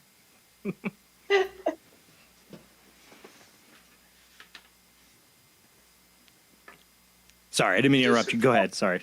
No, that's okay. It's fun because Chris's daughter many years ago used to work in a movie theater, and we would go on, it's a little small movie theater where we lived, and we would go in on one night of the week, and she would say to me, I would never see what the reviews or anything with the movie, and then she would say, so she'd come in behind me, she said, have you worked that? I'm like, yeah. And it's so, how do you do that? She'd say. I said, I don't know. I don't intentionally do it. Except for I have to say there was one movie so far that I just never got until we watched it again.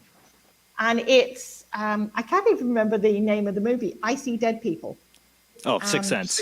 See, I went and saw that in the movie theater. I saw that in the movie theater with an ex-girlfriend of mine, and I sat there, I go, I bet you, and sorry, spoilers if you haven't seen the movie, I go, bet you Bruce Willis is dead this whole time, he's been dead, you know, this is like 30 minutes into the movie, she's like, shut up, and then the movie gets that twist, what a twist, and she's like slugging me in the arm, like, I'm not going to another movie with you. It's kind of jerk I am to go see a movie. I came out at the end of the movie going, I did not see that, at all. It was one of those movies where I'm like, so then we had to, when it came out, rent the DVD. We watched it, and then we're watching afterwards when the director was taking us through the certain points in the actual movie where the doorknob was red or something. A bit like this when they were trying to. Yeah, there was a lot of clues. It was perfect to. Yeah. No, I say my clue in that movie was the fact that how, like, Bruce Willis, you never actually see him speak to anybody else with somebody except for the boy. Yeah, and that's what I pointed out to her. Yeah. And she's like, you ruined it. Yeah.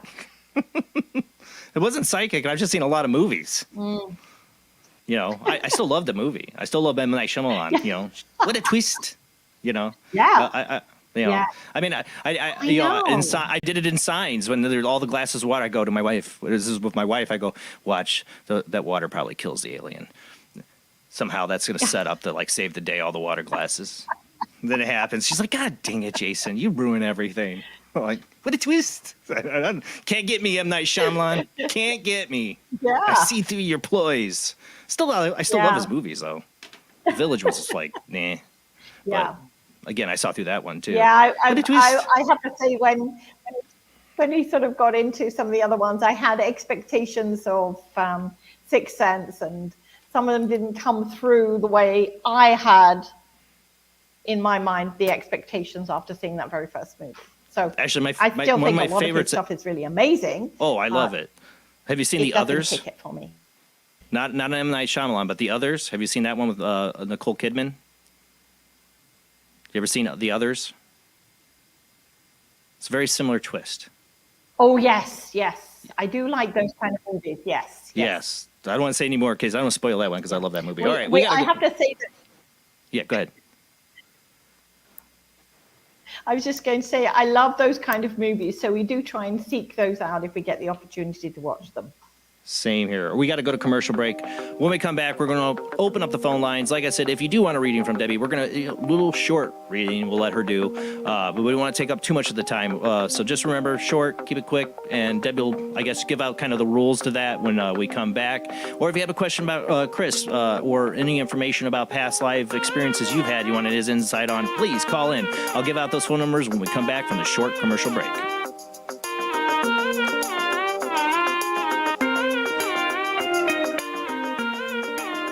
Chris, you want to move in here?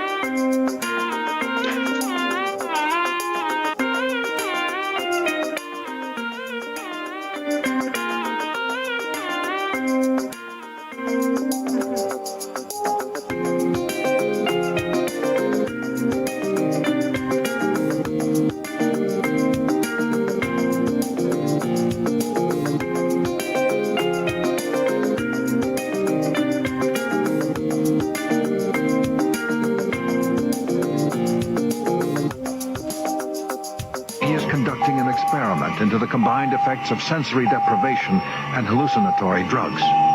The subject of the experiment is himself, and the experiment is out of control. Ken Russell's Altered States, a film that must not be missed, is in the West End now. Altered States, Certificate X. Do you wish for more paranormal and spiritual content? The Paranormal Chronicles magazine is a free digital magazine crammed with the very best in paranormal and spiritual articles and features. No sign-up, no subscription, just free reading and knowledge for you. Read today at www.paranormalchronicles.com/magazine.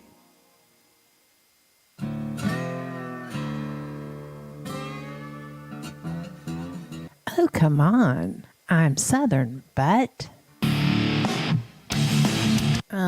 nope. That'll do. Hello. I am Kat Hobson, host of Paranormal Experience here on WBHM Digital Broadcasting out of Birmingham, Alabama. I enjoy having guests from all areas of the paranormal, from ghosts to ufology to cryptids and beyond. You'll find some of the best researchers in their fields bringing you some great information. Join me on Wednesday nights from 8 to 10 p. Eastern here on WBHM Digital Broadcasting.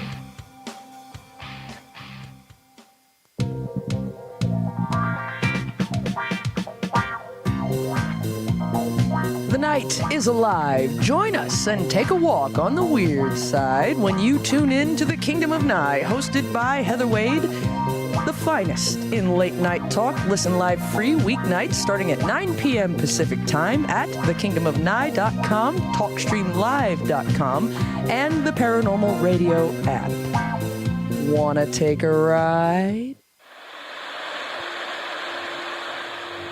Join us every Wednesday night at midnight Eastern Standard Time for Weird Wednesday, the live stream, with your hosts Jamie, the Living Dead Girl, and Rob, the Phantom, where we'll talk about all things paranormal, including zodiac, astrology, tarot card and oracle card readings, live ghost boxing and spirit communication, where we'll do Voices from Beyond, the Cold Case Files. So we hope you join us live on Facebook and YouTube every Wednesday night at midnight Eastern Standard Time. We hope to see you there. Bye-bye.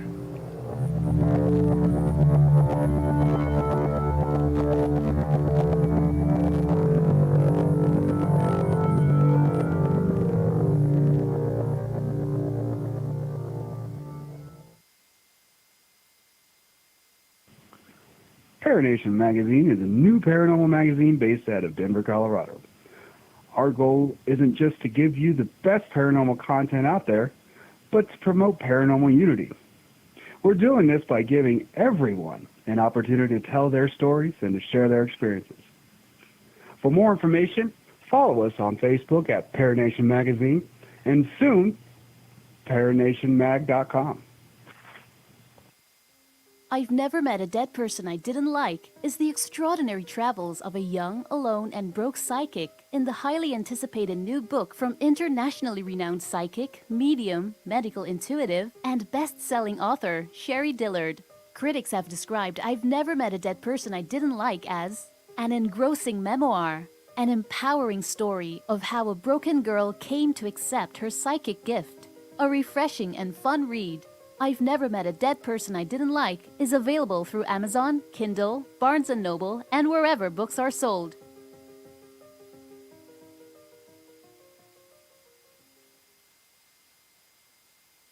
Tired of school? Who was Joan of Arc? Noah's wife? Like to travel? Let's go back into history. Let's reach out and touch someone. Want to meet people in the past? Put them in the Iron Maiden. Iron Maiden? Excellent! Execute them. Oh, yes. Then hitch a ride with George Carlin, Keanu Reeves, and Alex Winter in Bill and Ted's Excellent Adventure from Orion Pictures.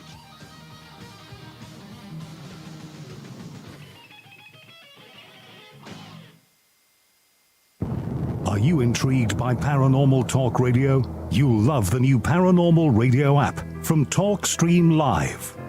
You'll find a great selection of talk shows covering UFOs, ghosts, strange phenomena, and much more. Download the Paranormal Radio app now and start listening to the very best in paranormal talk entertainment, including the network you're listening to right now, the Paranormal Radio app, free in Google Play and the iOS App Store.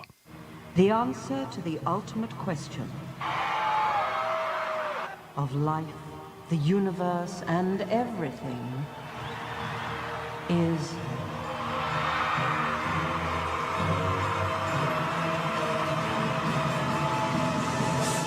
42. 42? Yes, I thought it over quite thoroughly. It is, it's 42. It would have been simpler, of course, to have known what the actual question was. But it was the question. The ultimate question. Of everything. That's not a question. Only when you know the question will you know what the answer means.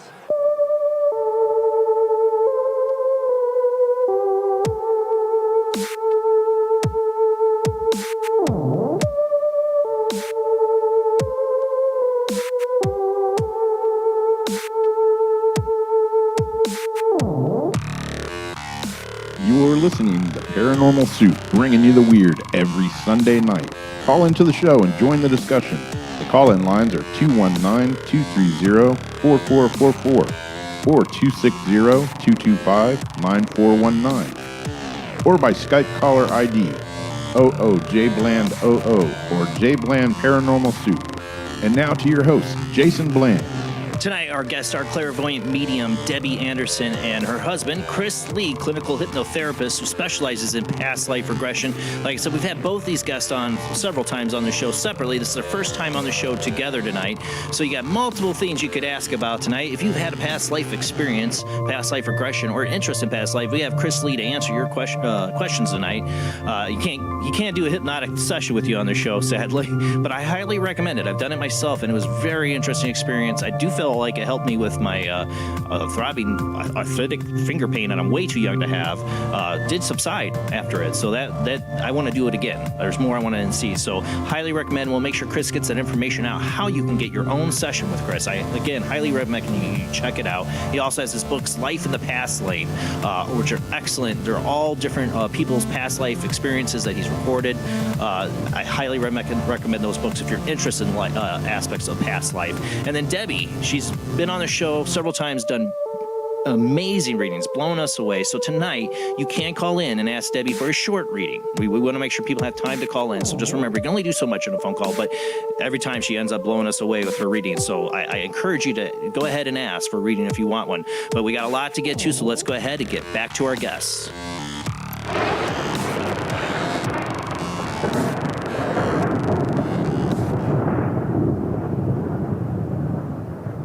All right, I see, looks like Chris has changed locations, hopefully closer to the Wi-Fi. Right next to the router.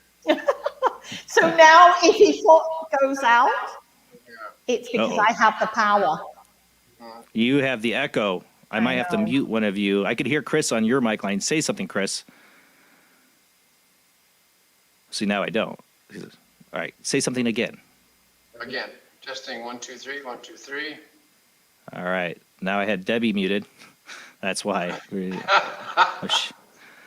Let's see if I can do this. Oh, she's got herself muted. That's why. I see. Yeah, otherwise we're going to get echo. Well, your signal's way better. I will give you that. Yes. So, Because I was getting, so I guess, had all five screens go blank several times there. Yeah. Yeah, it was definitely internet signal, but it definitely seems better now. So I guess you guys are going to have to just remember to mute each other. What if I talk like this? Is that better? Maybe. I don't know. It sounds like you're in a tin can. I see. I can hear Debbie in the background. So I guess this is what we'll have to do is, Chris, be muted when Debbie's talking. Debbie, when Chris is talking, you be muted. That's the only way I can see how I was going to work with you guys next to each other. You're controlling Otherwise, we get echo. She control. You can both control it. There's a little mute button. Oh, I bet you on giant screen, I don't have anything like that. Okay. See there's a little mic on the StreamYard. I think he has to touch it to make it pop up. Oh, that might be Like why. mouse over. Okay, I had to go to the small screen. There you go. And I can see okay, here, like. Yep, that's a mute button. You're muted. All right, okay. So that's how that'll work. I hate to say it, it's going to be a little difficult. We'll try to make it work tonight. But the phone lines are now open, guys. If you want to call in and ask questions of our guest or a mini reading from Debbie, you're more than welcome to. Lines are open. All right, so you guys working together, is there things that, there's a a lot of, like, I played the Hitchhiker's Guide to the Galaxy reference there about, the answer to life. There's a lot of philosophical stuff going on between you guys when it comes to the afterlife. You, Debbie, speaking to spirits on the other side, Chris having past lives. Is there times you guys don't come into agreement about philosophies, or how does that work out? Not really. When, I know he knows his work and he knows I know my work. So we get to that point that if I feel it's something he's the expert on, then I'll just step down and shut up, and vice versa, because it's easier that way. I've not got anything to prove or gain by, trampling on his parade. Exactly. Let's see. We do have somebody on. We have multiple phone calls coming in at this point, and I'm going to see if I can hold or do that. I don't know what I just did. Whoops. Hold on. I think I just screwed it up. There we go. Yeah, that person's been waiting a minute, so I want to make sure I take them. All right, we'll get to the phone lines here. Who do we got on the line? If you hear me, you're on the line. Hello? Did have them on the other phone, but it seemed like they switched them. Maybe I got them. Do you hear me? You're on the line. We hear you should be able to hear me. Oh boy, I screwed up something. I love this full moon energy. Oh no. Somebody on the line? You hear us? That's weird. Like, I have two phone calls, one on hold and one that should be hearing us or talking. And it won't tell me their area code, so I can call them out.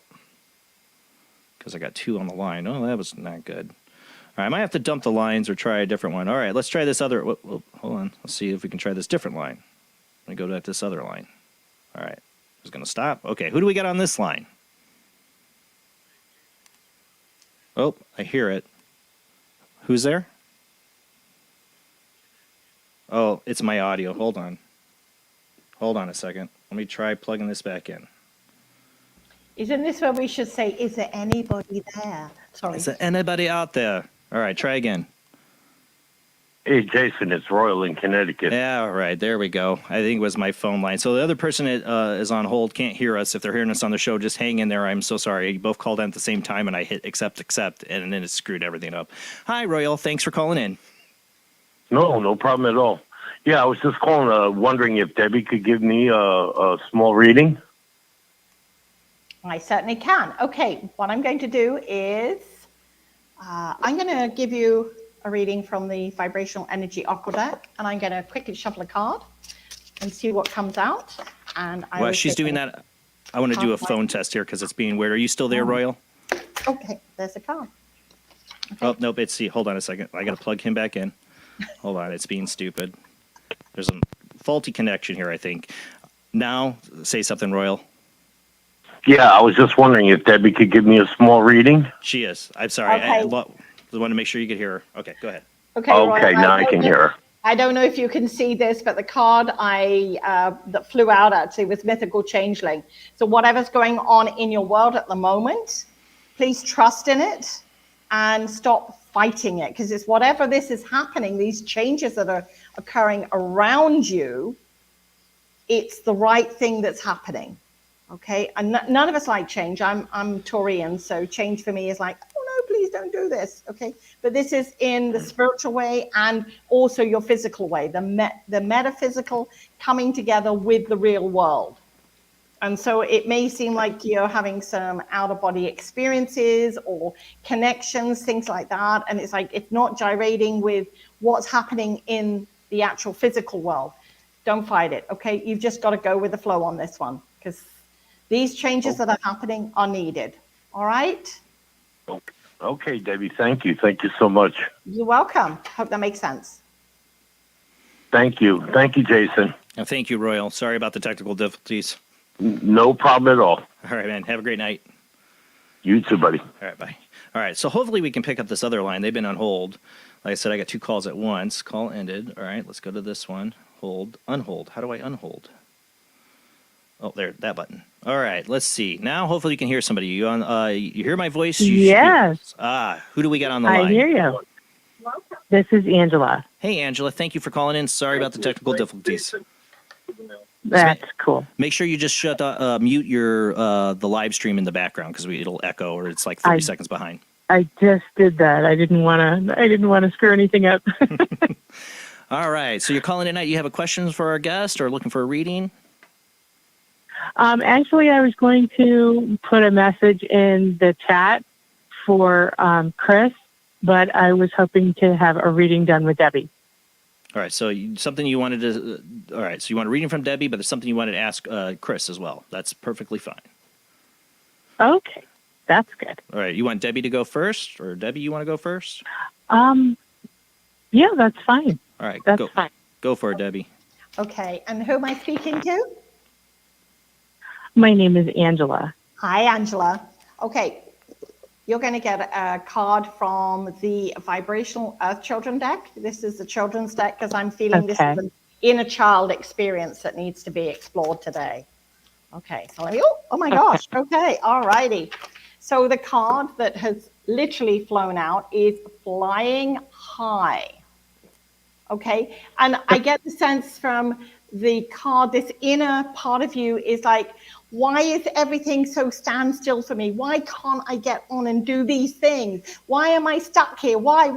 And it's almost like a child doing that in that sort of, I want to, like the terrible twos, a little tantrum where you jump up and down and you stamp your feet. And so here's the thing, sweetie, you are moving along. You're just not moving at hyper speed. Okay, so, and the thing is, you're not going to get there the way everybody else is getting there. And you don't have to, okay? This is the thing. Again, when we were talking earlier on about social media and the programming that we keep receiving to tell us we should do it this way, or we should buy this, or we should wear that, or we should eat this, or whatever. You're going to do it the way that you want to. And this is where you need to tap into that childlike expressions within yourself. So we get into our adult mode and we have to do it this way.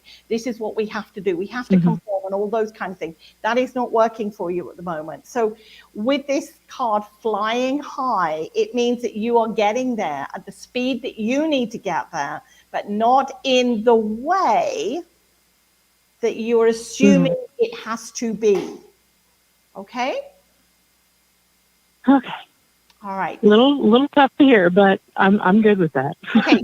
So here's the thing. I do my work the way I do my work. You do the work the way you do your work. It's the same, but it's different. And I think because we're being told, or you're being given this impression that it's not good enough, or you're not doing it the way it should be done, you've got to stop listening to that completely, hon, and just do it the way you're doing it. All right?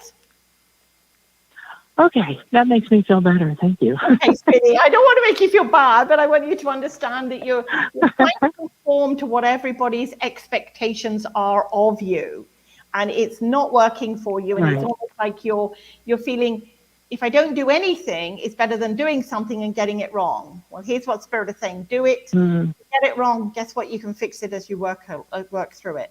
All right? Right. Thank you. Sense. Thank you. Angela, you said you had a question for Chris as well, right? Yeah, I was just wondering about an irrational fear about sewing machines. Well, that is a new one. I haven't heard that one, Chris.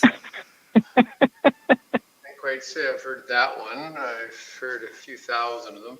That's why I like doing what I do. When I go into a session with a client, and in a session I can generally do 4 or 5 different past lives. It's not like one only, because it's very quick to clear up stuff. And I never know where it's going to go. I never assume, because if I did, or I think I know where it's going to go, it never goes that way. And again, I don't say stuff. I'm not psychic. So when I ask questions of the client and I say, like, are you indoors or outdoors, or describe what you see, so it's always interesting. That's why I have these 4 books, and I'm working on my 5th one while I'm here. And it's called History, Fact, or Fiction, because I do have a lot of people on places like the Titanic, et cetera, that I'm working on. But what it is that the fears, all I can say is that I guarantee it, well, put it this way. When a client gives me the different topics, so I list that they want to cover, when I go to each one, when I'll say, let your subconscious take you back, pardon me, to the past life that is the cause of your concern. I'd like to give it just a concern. I don't give it aches or pains or that, because you're giving it credence and naming it. So a concern. I have found that only 100% of the people go to the correct past life, which is pretty good. What they see, I don't know, but whatever it is that they describe, when they describe it, it always has something to do with the concern. So something to do, it could be that you were in a sewing factory and it burned down in a past life, or a number of things, or got your hand caught in it. But if you have a fear of that, it'll be a past life. Because I do get people that say, well, a good example, car accident. I get people say, well, it can't be a past life. It was a car accident. And I said, well, that's interesting.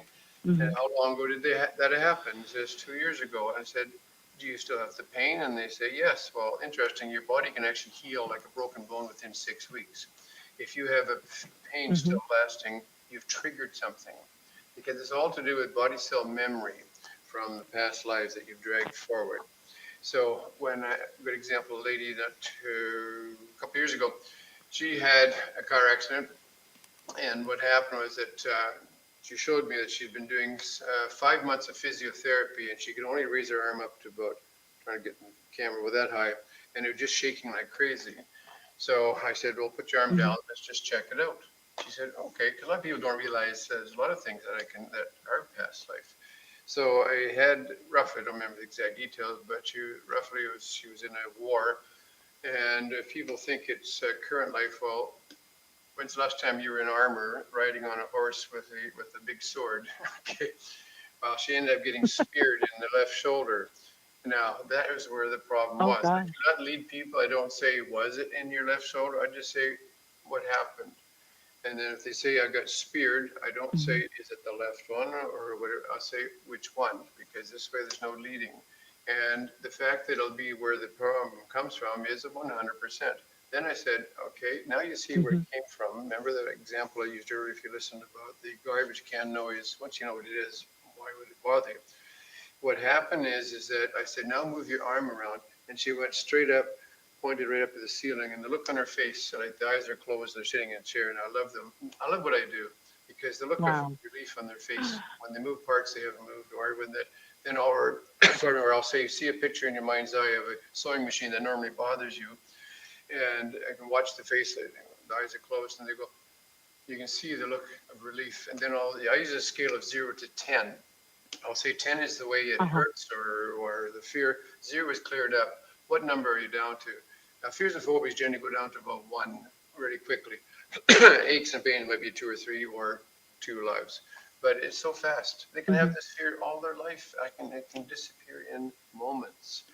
Because once you know, you have to finish the lesson of that life. That's one thing I do like to point out. Whatever lesson in that life you hadn't finished, you still have to finish it. It doesn't go away, but you don't have to bring in the aches and pains that are your body cell memory brings in with it, because it lets go when you know where it came from.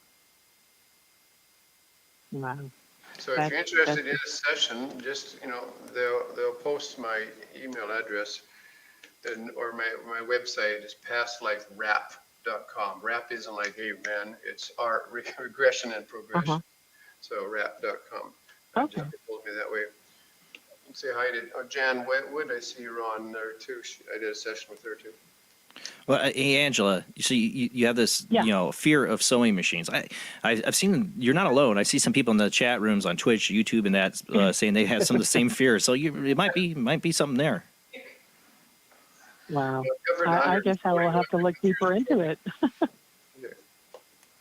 Yeah, who knows? You might have worked in a sweatshop in a past life. Yeah. Could be. Could be. Well, thank you for calling in, Angela. Thank you very much, everybody. I really appreciate it, Debbie and Chris. Nice talking to you, Angela. Give me a shout. Bye-bye. That's like you say, you don't try to lead anybody. You don't want to lead anybody before they do one of these sessions. You just focus on what the phobia is and see where it takes them. I'm here guessing, like I said, oh, you worked in a sweatshop in a past life. What's in her? I mean, it's like I said, you and Debbie, I mean, you both get to look at different aspects of the afterlife in a way. You know, Debbie for people that are moved on or not moved on, but are spirits or whatever are still around, and Chris for maybe what happens after those spirits. You know, one of the things, Debbie, I always wonder about, you know, when people are like looking for messages from loved ones and all that, sometimes do they not get messages because maybe they have moved on and are already reborn? And that's a question that has come up several times. And here's my take on it, because I don't really know. In the essence that we have memories of a particular person. And this is why this is sort of a bit of an overlapper with Chris's stuff with the past life regression, because if we've been in a life and then moved on into another life, there are still memories that are attached to that previous life that sometimes come up in our current life. So if somebody has moved on, reincarnated, come back in another lifetime, there's still a thread back to the memory of that person that they were. Okay, I hope I've not lost anybody in this part. No, I'm totally listening. So when we connect and, you know, we want to connect with Aunt Lucy or whoever in spirit, Aunt Lucy is still there in the essence of who she was, that we would have remembered her. And then that's when I say to people, you know, they don't become all angelic when they go to spirit, because if they did, if Aunt Lucy was a mean son of a bee and came back and, oh, yes, dear, it's lovely to see you. Thank you for coming and wanting to speak with me. You're going to go, that's not Aunt Lucy. Right. So they're still going to come back in that same essence, that same way that they were as we knew them. Now, that's not to say that they haven't done their work and healed themselves, because I see this as a healing rather than, you know, retribution or anything like that. And when they've moved on, if you like, then they will, in some cases, I've had somebody ask for forgiveness for something that they felt that they did wrong to that person when they were alive. And I always say to people, you don't have to forgive them, but the fact that they've acknowledged that they've done something wrong to you is what this is all about, because that's their part of their healing. And then it also invites us to do our healing too. Well, we had a medium on recently who said that she runs into the problem. People are like, oh, they would never ask for forgiveness, blah, blah, blah. But, you know, the point is hopefully when you die, you get a bigger perspective of things. Yeah. Like the life review thing that everybody talks about would give you a different perspective. And maybe you would ask for forgiveness after seeing like the crummy stuff you've done. Yeah. Chris wants to chime in here, right? All right. Go ahead, Chris. Part of the thing to remember is that our energy, we have a soul group. Our energy is so strong that when we do come into the human form to learn another lesson. Not a Motown soul group. Yeah, cute. It's on my book here. It's only about 10% of our energy is needed. So that's why what Debbie's saying is that part, because it's only, if they've reincarnated, most of their energy is still in the soul group. So that's the part that comes to see you when Debbie does her work. So that's what I've always wondered. So they're like, even though you're maybe moved on and reborn and living a life, there's still like a higher self of you that's in that world that can be communicated with. A lot of it still stays in the soul group. So when people, I do take them home from a dying, and I'll say, who would you see in the soul group? And some of them, they go, wait a minute, I see Fred, he's still alive. And I'll say, yes, it's a soul group, not a cemetery. It's because most of that energy is still there, so you'll still recognize it as somebody that's still alive. But yeah, it's our energy. Think of it as putting a computer into a lab, or a computer into a robot. If you put in too much energy, it'd blow it up. We only need a small part. And the main reason why we do come into the human form is to learn lessons, because energy does not feel aches and pains. That's what it's about. Well, it makes sense. And, you know, also people say that, you know, time is an illusion. I mean, if time's an illusion on the other side, and if time doesn't exist, then people, when they're, you know, they're yes, reborn, and they're living every single past life and future life at one time if there's no time. So they can also be in the afterlife at the same time. I don't know. It makes the brain hurt. Well, there was a movie many years ago, and it had Meryl Streep in it. It was a very, very old movie, but it was you're talking about my favorite movie. Yeah, where they both died. These two people died, and Defending Your Life. Yeah, and she went into the sort of room and reviewed on this TV Yes. screen all the things. And that's why I sort of say to people, it's not about retribution. It's not about, sitting before the, feet of God or Peter or whoever and going through, the self-flagellating for all the bad things we've done. It's actually that we can review and see, because maybe at that time we were not in a place that we understood that what we did hurt somebody. Like, we've only got to think about, sometimes we'll say something to somebody and then afterwards we're like, oh, I hope they didn't think that I was being a bitca, or that kind of thing. So imagine that we said something at that moment to somebody in anger, and it's penetrated into their heart and stayed with them and caused other effects in their life. That's what I'm talking about, so that we get those opportunities. And also, I've had a situation where a father came back to communicate with his daughter, and some things that he had done physically to his daughter, he was asking for forgiveness of. Oh, wow. And this young lady had burst into tears. She said, I cannot forgive him, all the harm he brought to me. And I said, hon, this is not about you forgiving him. It's him acknowledging and recognizing what he did to you was wrong. And Like this that bigger now, perspective. Yeah, so now hopefully you can begin your healing, and to know that this was not anything that you did wrong, it was what he did wrong, because he's openly telling you this. And I think that's a part of what we do for our healing as well, that this is for us to heal when we go to spirit, so that we can then incarnate.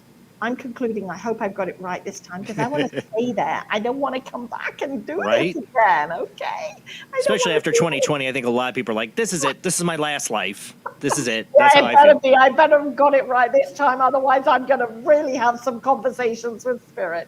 But I think the essence of this is that it's, people sort of feel like when we've done wrong, that we've got no way of repairing that, or, when we go to spirit, we do, because we heal. And also, if somebody's died with a heart attack or was crushed in a car or something like that, that immediate transformation going from earth to spirit is a bit of a shock, yeah, come on, 5 minutes ago I was driving my vehicle and now I'm no longer there. I'm sitting in a room here with all my dead relatives. What the heck?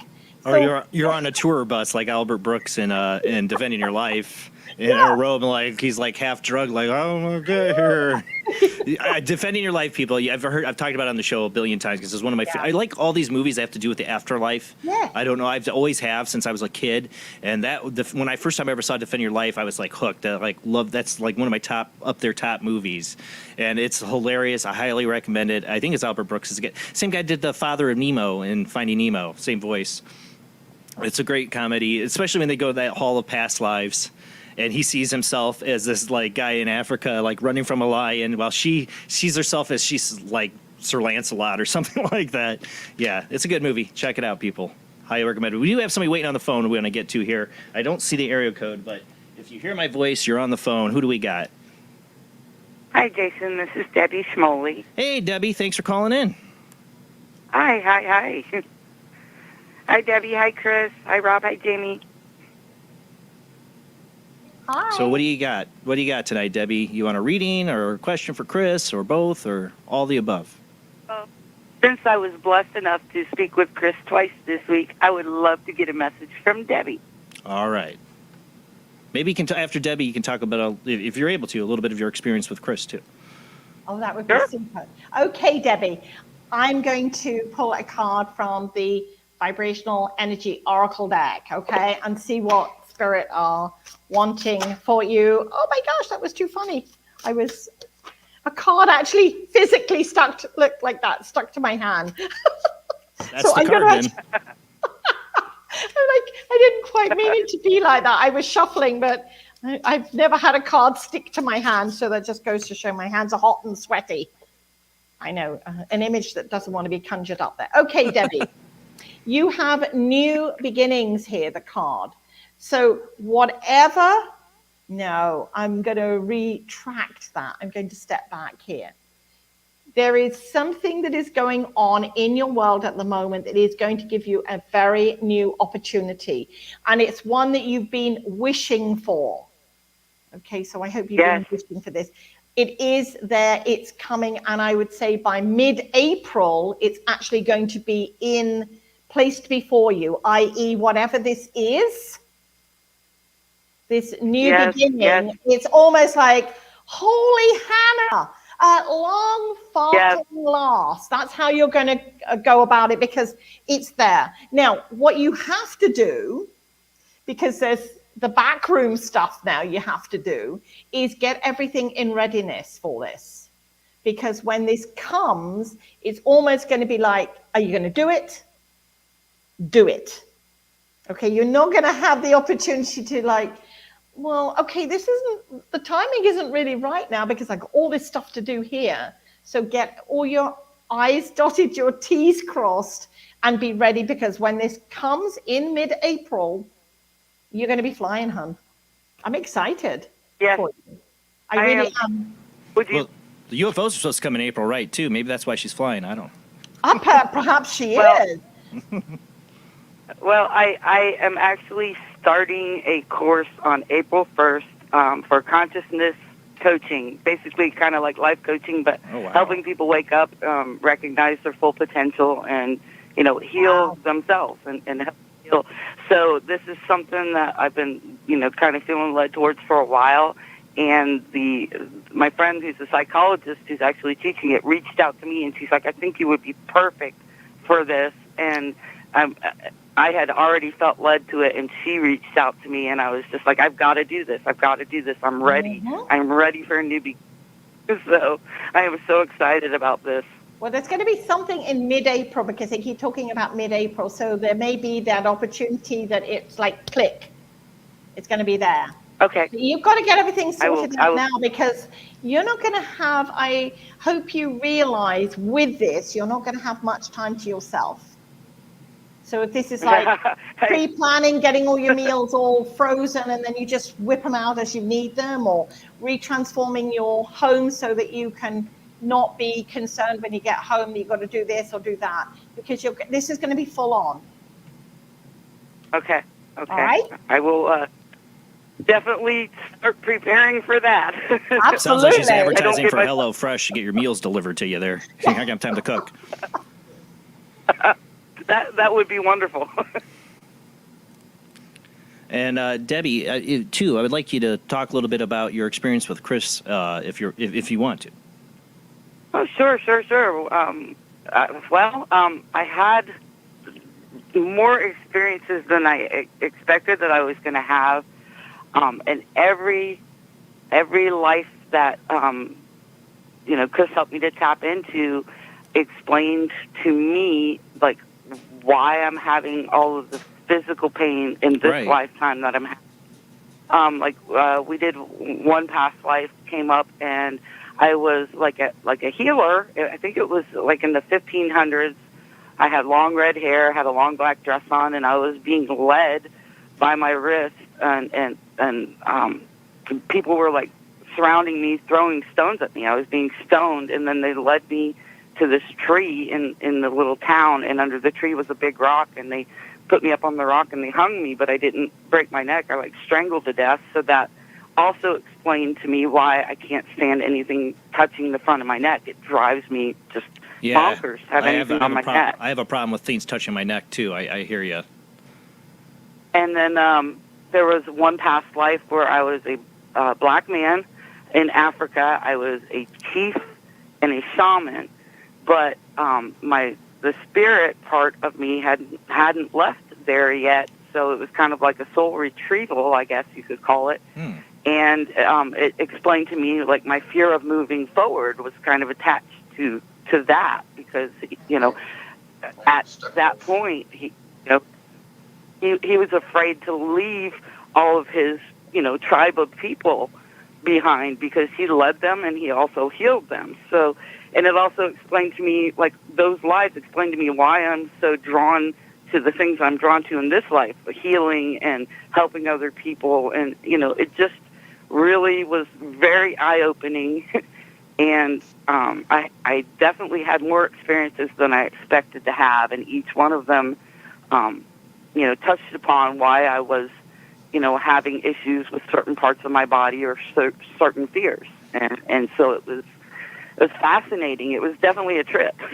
Did you feel like it relieved any, did you have any, release of pain, pain that was eliminated or at least less? Yeah, I mean, during the time, definitely during it, and I definitely noticed it while I was in the regression itself. Chris would say, on a scale of 1 to 10, at the beginning, and then as we go through it, he'd ask me again, and it would lower, itself down. So I was feeling it in the moment, for sure. Is all of my pain gone? No. But I know that I, probably have a lot more to go through. I think the number that came up, Chris had asked me at one point during the hypnosis, how many times have I, had lives here on this planet? And I think the number was something like 72. And then that blew my mind because, I don't remember any of them consciously, but, my subconscious apparently remembers and knows the number. I think I said something like 109 or something weird like that. I don't remember. I can't remember. Yeah, I mean, I had no idea, and that's just here. That's here on Earth. Yeah, I don't know how many I've had, in other places, and that's a possibility. So it was completely fascinating, and everything that came up it was mind blowing to me how much it connected to all of the physical issues that I've had most of my life, and all of the fears that I've carried with me most of my life that I never understood. It just really gave me some answers. Gave me something to know why I had those fears and why I had those pains, because I had tried everything to try to release some of this pain in my body, and shadow work and sound healing, and I mean just every type of healing you can think of. And there was just some that just refused to release, and I just couldn't understand why. And so now it makes more sense. I know my neck crap popped right after our session. I had this pop in my neck. I'm like, okay, there's something to that, because it hadn't popped like that in a long time. Hmm? Yeah, Most definitely. The reason for that is that your body cell memory, your subconscious holds everything. It has to duplicate the pain that you had from the life before. And if it doesn't hurt by tightening up the muscles, it puts bones out of joint. That's also where you get arthritis, which is easy to fix too. So when I do say move that part around, I often hear crack, snap, roll, crack, like a snap crisp, like a Rice Krispie commercial. Yeah, that's what my neck was like. It was pop, snapple, crack. Well, thank you, Debbie, for calling in and sharing your experience tonight and having a reading. Oh, yes, and thank you, Debbie, and thank you again, Chris, for everything. I love you both very much, and I always look forward to what you guys put out. I'll talk to you again, Debbie. Okay, night. Bye, Debbie. everyone. Thank you. Phone lines are open. People can still call in, for either a reading or a question for Chris, or if you had your own past life memories. Like I've talked about on the show, I had my, I guess for me, having the sessions with Chris was like, well, before it, I already believed in past lives because of two very vivid dreams I had that made me, I feel like were gifts that explained not pains I was having, but why I'm wired the way I'm wired, mentally. One was a Buddhist monk who basically betrayed his temple, and the other one was a little black girl who was beaten to death by her white father, slave owner. All those things explain a lot of my problems with authority, problems with religion. Yeah, it explained a lot. So I felt like those were gifts, and when I had the past life regression with Chris, I was wondering if those were going to come up. It didn't. I ended up going to another thing that in a way explains my wiring, but it was all about my pain with my neck and my hands. I was accused of witchcraft and locked up in a dungeon, and basically for speaking my mind, I was the crazy lady in town. That told everybody. Basically, I think I was kind of like the crazy lady that everybody just wanted to blame all the problems of the town on. in the visions of the feeling I had, and and it was the type that wouldn't like keep my mouth shut, and it cost me. And maybe that's why I've always spoken out against, like censorship. And one of my pet peeves is people trying to have power over other people. So these things not only explain your aches and pains, they explain why you're wired mentally, I think. We got another call coming in here. We got a couple calls coming in here. Let me see if we can get this next one. I hit accept, I thought. Oh, I got 2 calls. All right. We got 2 calls here, so 2 came in at once. This is where I keep getting screwed up. Hopefully this worked right. If you're hearing my voice, then you're on the line. Who do we got on the line? Hello, this is Azariana. Hey, Azariana. Thanks for calling in. Hi, I wanted to ask if I could speak to a specific person with Debbie, and I also wanted to thank Chris for some of the exercises in his books, because it's worked, if that's awesome. possible. Yeah, definitely. All right. Debbie, you want to go first on that then?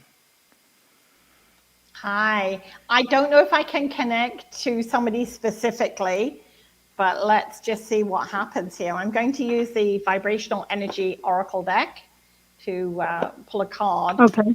And I am getting a male influence here, and I don't know if this is who you want to hear from, but he keeps on talking about your connection with, okay, because usually I don't do what I call direct from spirit with these kinds of. It's going to be whoever comes through. Yeah, right? well, whoever this gentleman is, when I picked the card as above, so below, he said you've got to start trusting in who you are.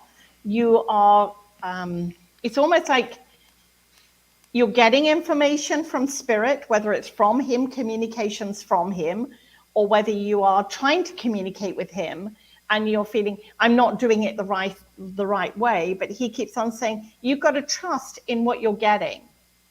It's almost like this whole thing with you at the moment, this mistrust. And of course, that is something that we do when we first communicate with spirit. It's like, did I really get that? Is that what I heard? Is that what I felt? Is that what I saw? Maybe it wasn't. And then we step back. And he's just saying, you need to trust in what you're getting. Whatever's going on in your work life at the moment, and I get the sense it's work life rather than home life, it's like, don't get caught up in everybody else's crap. It's almost this whole energy of you getting caught up in everybody else's crap. So I don't know if there's something going on at work where you're being asked to take a side, or where somebody is trying to pull you into something, but it's almost like, don't get involved in it, because it never serves you right, hon. Okay, I hope you understand what he's saying here. Yes, I do. Okay. The card as above, so below was the card I got. And this is almost like him watching over you, keeping an eye on you. Like, I don't know how he passed, but I get the sense that it was not an easy crossing into spirit for him. And whether he felt that he should not have gone when he did, like he got taken earlier than he should have done, or the circumstances behind it, but he does watch over you. Okay. It's just almost like this, you talk to him all the time, but you're doubting that you're connecting with him. And he's saying, but you do. And here's something I want to share with you, because if this is you trying to connect, and this is for anybody that's trying to connect with spirit, take a photograph of that person. And if you don't have a photograph, write their name down on a piece of paper. And I know that might sound silly, but I want you to look at the piece of paper or the photograph of that person, and do this just before you go to sleep at night. Take a few nice cleansing breaths, which we need to do when we need to empty all the busyness and the mind chatter out. And then just have that conversation with them as if they were there before you. I do this a lot with my dad. I'll always say, hey, Dad, I don't know how your day's going, but mine was this, or I did that, or, those kind of things like we would have if I would Skype him or see him in person. And then allow yourself to drift off to sleep.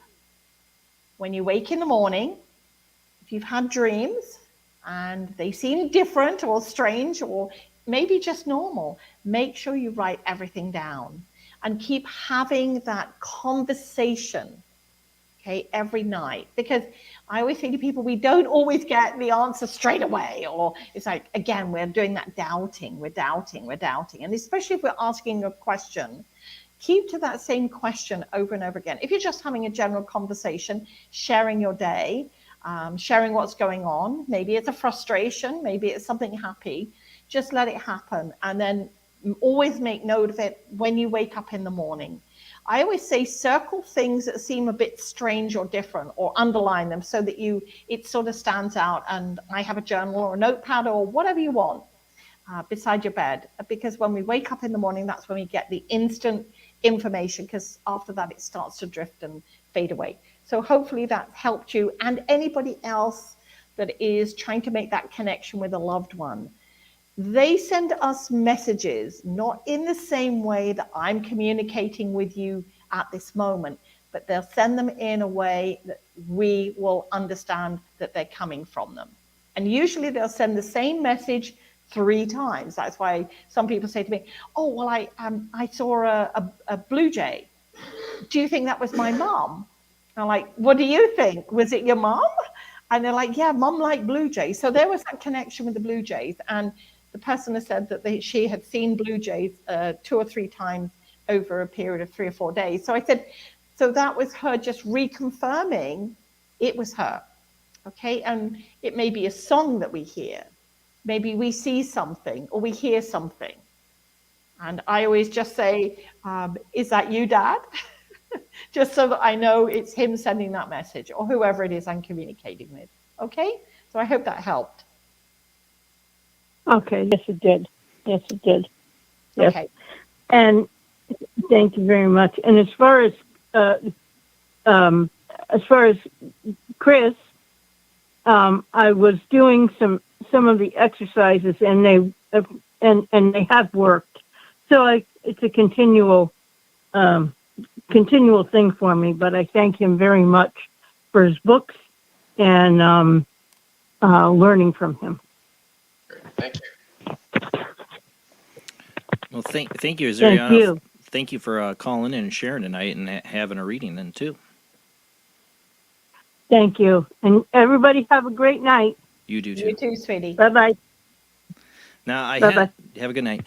I had somebody else that was on hold on the line. Just remember, if you call in and you don't hear anything, but it says you're on hold on the line with somebody else. Just wait till I get to you. So phone lines are still open.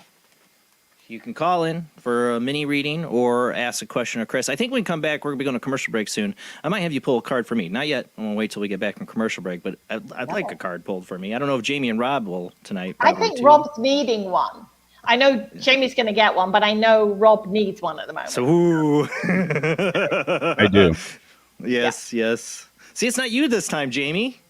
No, she's going to get one. You're all going to get one, but Rob needs this, okay? There's a difference. Wanting and needing are 2 different things, different energies.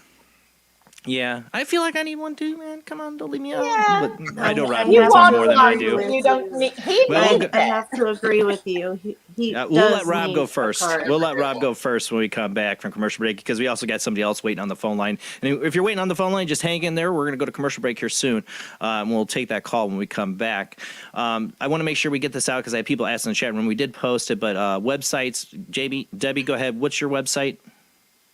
Mine is vibrational-energy.com. And Chris, one more time, what's your website? We'll keep posting in the chat room too. Oh, you muted yourself. Unmute, Chris. I'll unmute. Nope, it won't let me unmute. You're muted yourself, Chris. We do have them in the chat room also. Yeah. He's got to get that mute button down. There you go. Yeah. All right. What's that website, Chris? Go for it. Can you read my lips? PastLifeRap.com. And again, RAP is regression and progression. You can, if you wanted to spell it all out, it would work to take you forever. So pastliferap.com. And there's a way people can sign up on there to try to get a reading with you, right, on that website? Or reading, or not a reading, a session. Yeah, Debbie does readings. I don't. Yes, sorry. Nomenclature here getting mixed up. But yes, definitely. I highly recommend it. If you're interested in your aspects of your past life and you have phobias, ailments, definitely I highly recommend, like Debbie did too, Schmoley, to get a past life regression session with Chris. I highly recommend it to people. We're going to go to commercial break now, I think, because I have to run to the bathroom. Dang. Usually it's a few minutes early, and I got somebody waiting on hold, but I want to make sure they get their time. So we're going to go ahead and go to our last commercial break. Phone lines are still open. When we come back from this commercial break, go ahead and call in. Right?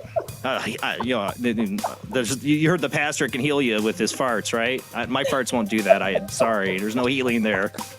Just might know you don't have COVID if you can smell or taste it, right? Gives a new meaning to bless you when you sneeze. Right? Now we'll do it when you fart. All right, guys, we'll be right back after this short commercial break.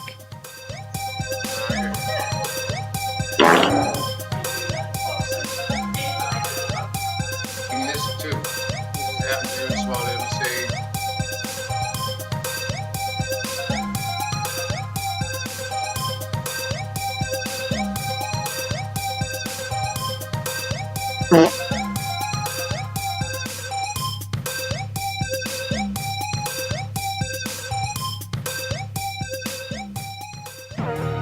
intercepted the transmission of unknown origin. Transmission?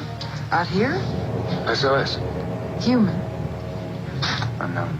Alien. Certificate X. Exclusive engagement at the Odeon Leicester Square. Now.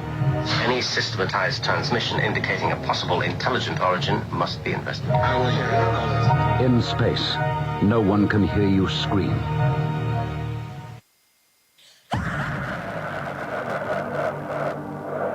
If you are interested in discovering the truth about the paranormal and want to hear from leading researchers in the field, join Justin Brown on his 3 weekly shows named My Paranormal Soapbox, Necromancer Live Show, and the Supernatural Symposium, live on Facebook, YouTube, and InterfaceDeath.net.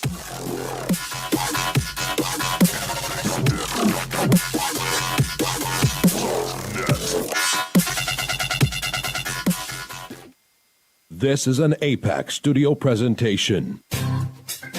Hi, I'm Barry, owner-operator of Barry's Barometer Barn. Lately, I bet you've been lying awake at night asking yourself, how many barometers do I really need? Well, at Barry's Barometer Barn, we think you need more than one. Otherwise, we're gonna go out of business. Remember, at Barry's Barometer Barn, we don't know the meaning of high-pressure sales. Come on, folks, buy another barometer. I'm trying to put my kids through college, I've got a family to support, and a secret mistress who isn't cheap. Visit Barry's Barometer Barn, 000 Storm Drive. Come on, folks, buy a barometer. I'm Barry's older brother, Larry, and every time one of you people walk past the store without coming in, Barry beats me.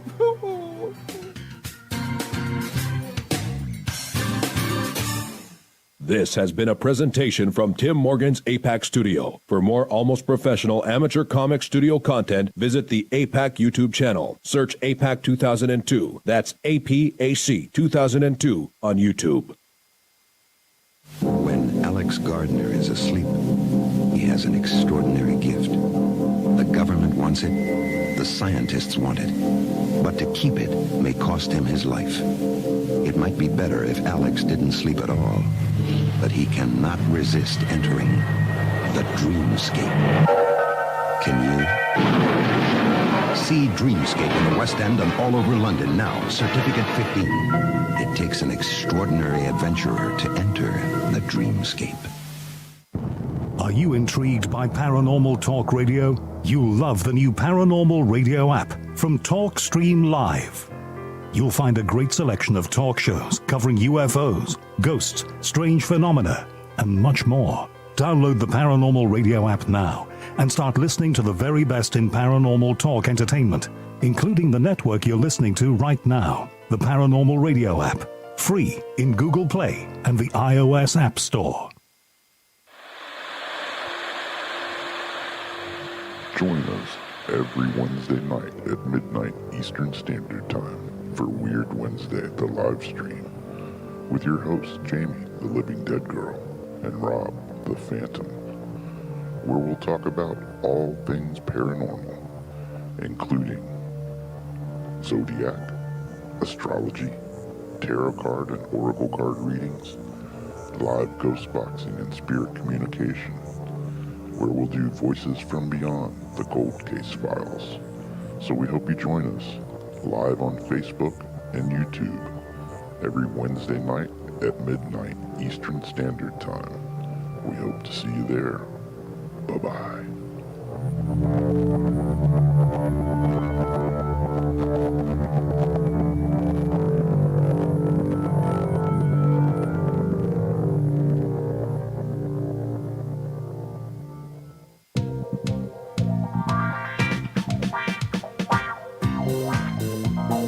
The night is alive. Join us and take a walk on the weird side when you tune in to the Kingdom of Nye, hosted by Heather Wade, the finest in late night talk. Listen live free weeknights starting at 9 p.m. Pacific time at thekingdomofnye.com, talkstreamlive.com, and the Paranormal Radio app. Wanna take a ride? Since 1948, Fate magazine has brought you reports of the strange and unknown, all of them true. Fate Radio is carrying on that tradition, bringing you the unusual, macabre, strange, and bizarre. Join host Kat Hobson Sunday nights from 8 to 10 p.m. Eastern on WBHM Digital Broadcasting.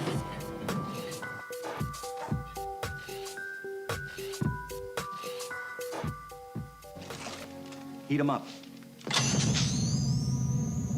Do, re, Egon.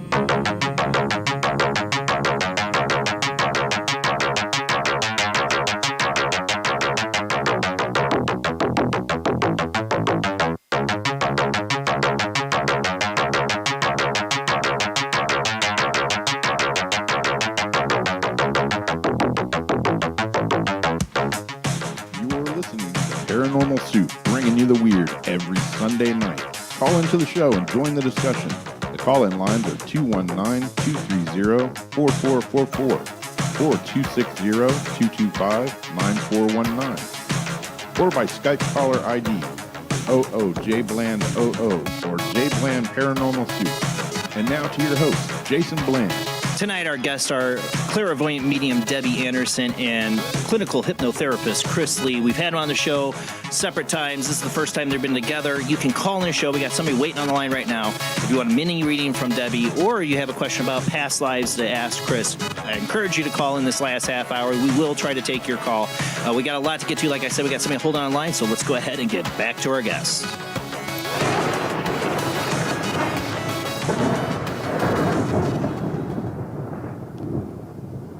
All right, we are back. All right, so we got somebody on the line here. Let me see if you hear my voice. You are on the air. Who do we got? Hey, Jason, it's Zach. How's it going, brother? Hey, Zach, thanks for calling in. So tonight, I would just like one small reading over from Debbie. All right, Debbie. Hi, Zach. It's right. I hadn't unmuted myself. I'm not used. It's okay. all right. I'm going to get a card for you from the Vibrational Earth Children deck. And let's see what that card. Oh, okay. Let's just see here. All righty. Okay. And we were talking about weird things and strange stuff going on. And the card that came out for you is Twilight Zone. That's so perfect for Zach. Okay, so the Twilight Zone here is whatever you're seeing, hearing, connecting with, you're not on LSD or anything like that. I hope not anyway, but it's this Zach, whole... you never know. Sorry, Zach, I don't know you, hon, but it's almost like whatever's going on that you're getting these communications at the moment. I hope you're making note of them.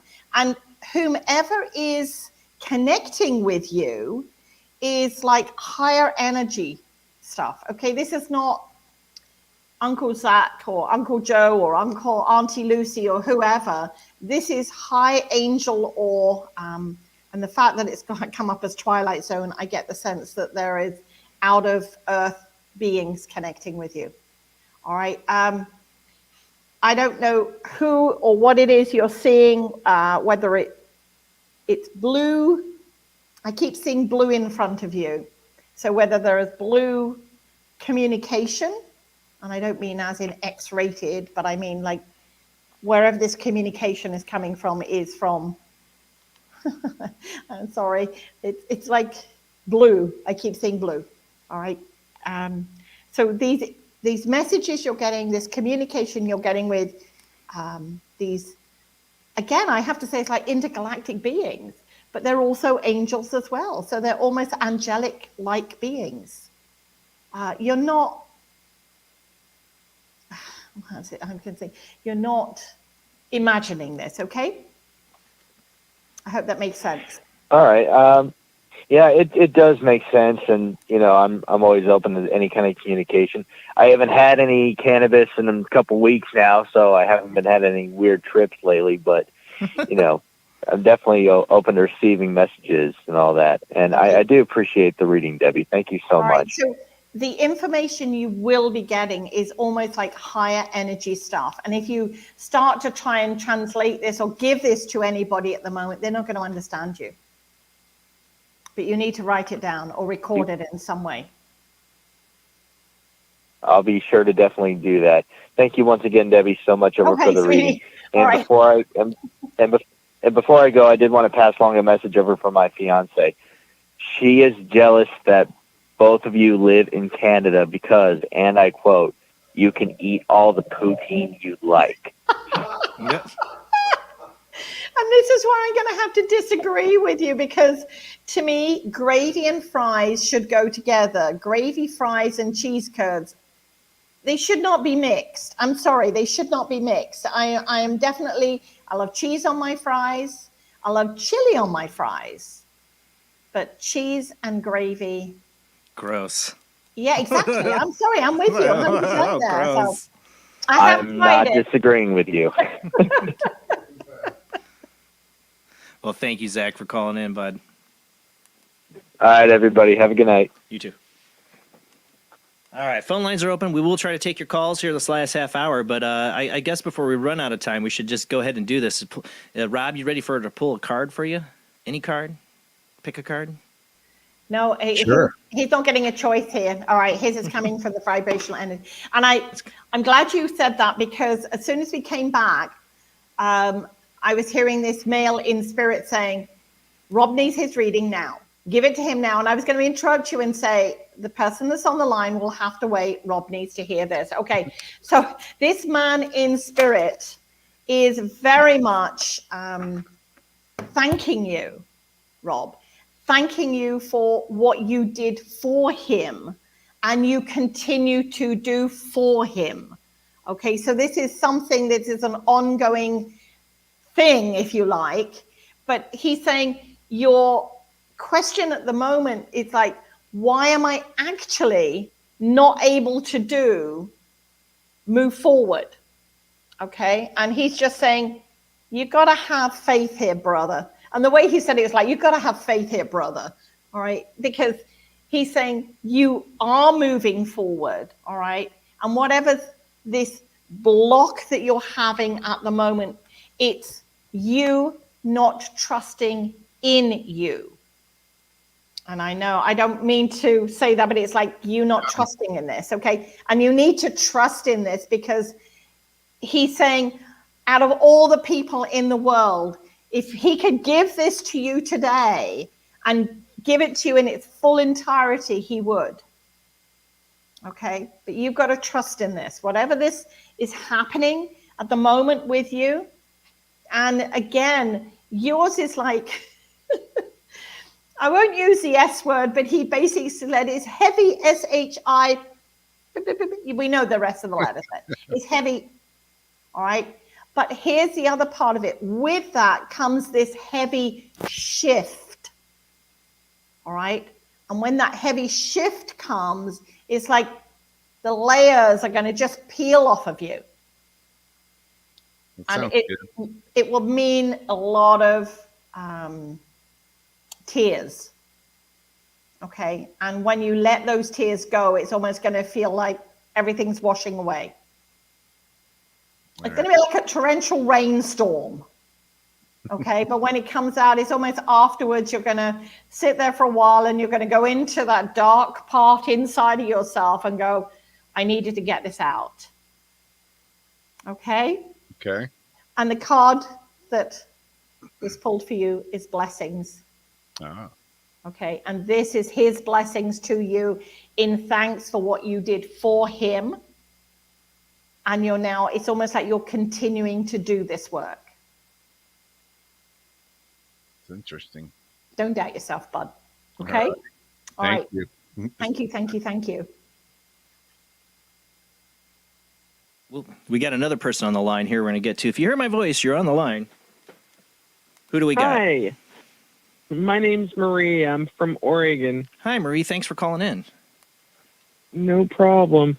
So, I was just wanting to send thank you to all of them and maybe get a card pull from that wonderful woman over there.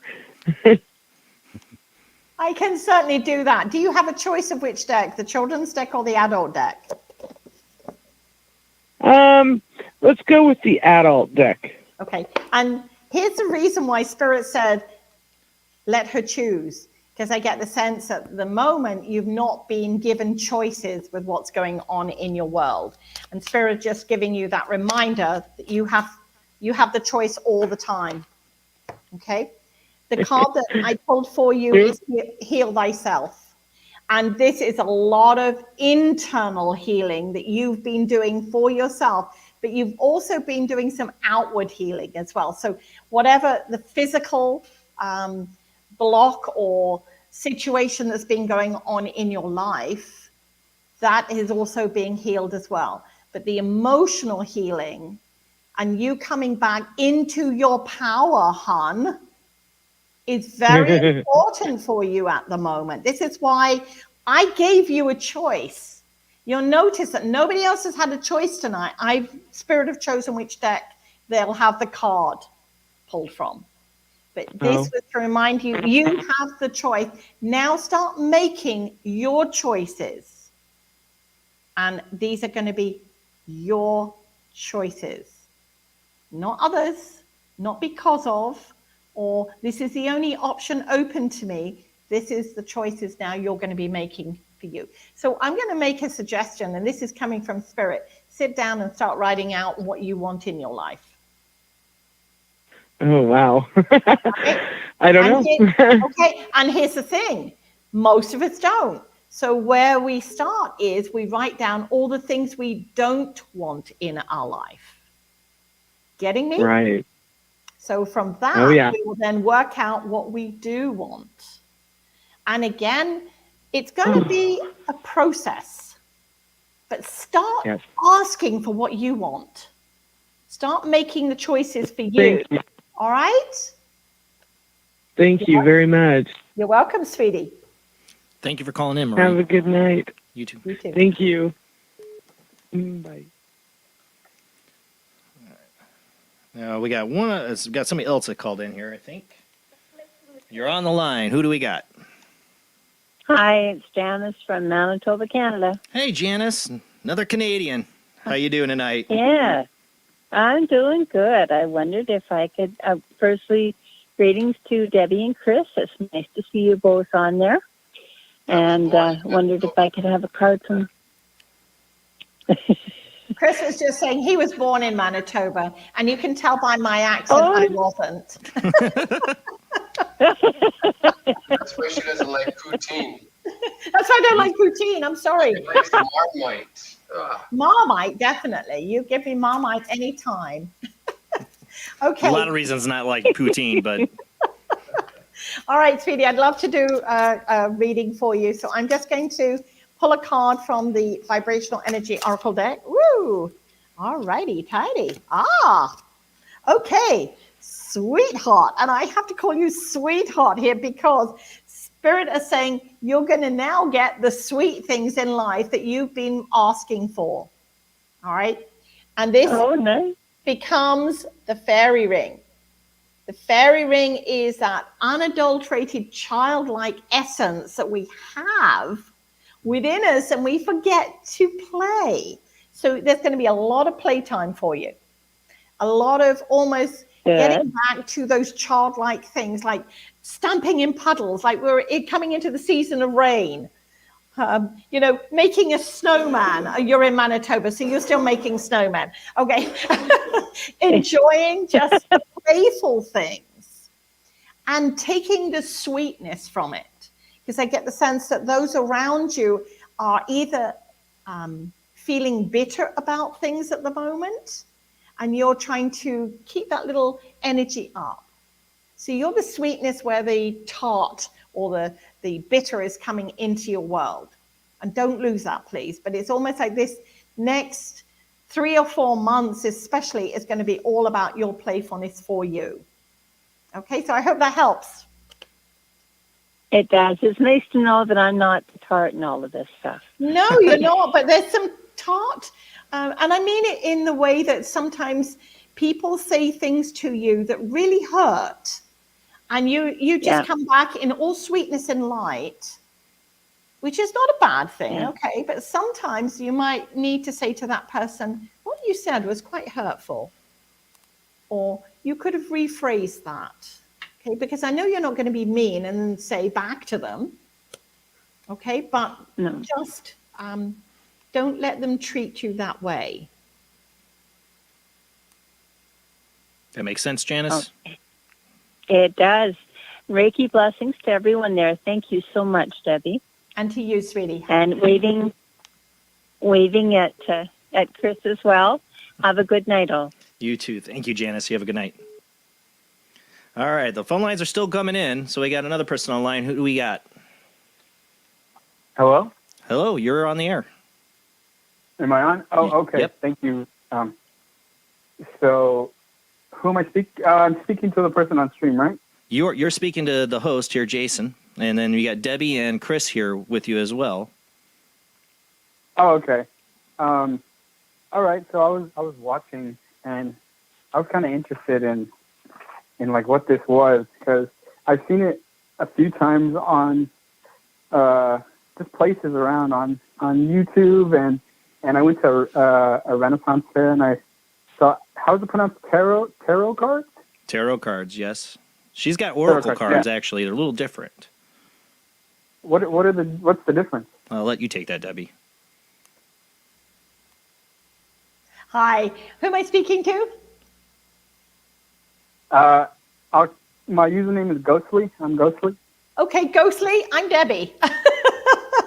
Nice to meet you, Ghostly. So Hi, the Debbie. difference between tarot and oracle cards is tarot have a set format of using them. So think of it like a deck of cards. In tarot, you've got the high cards, that they're a major arcanas, which are secrets. That's what the word arcana means. It's not as scary as a lot of people try and make it out in Hollywood particularly. But anyway, and they have, like, you have the kings and the ace and the queen and the jack. Well, they're the higher arcana cards.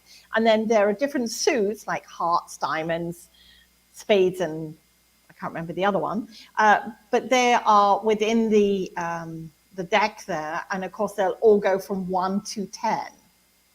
So like they would be in a deck of cards. Mm-hmm. And so each of them symbolize different things. So there's wands, there's swords, there's pentacles, there's cups. Okay. So when people do a tarot reading, it's a little bit more structured in the way that the cards, when you're reading them, read like an alphabet or a sentence in a story. Whereas oracle cards, they're all stand-alone cards. They're less scary, if you like. And for a lot of people, when they're starting to venture out to play, if you like, and I use the expression play, that they will use an oracle deck first and then maybe move on to a tarot deck. When I was growing up, I had tarot decks because they didn't have oracle decks in those days. They just had tarot decks. So I did it the other way around. I'm always different to everybody else, but that's okay. So hopefully that answers your question. So oracle decks are less scary to use. They're easier to use because they're all standalone cards.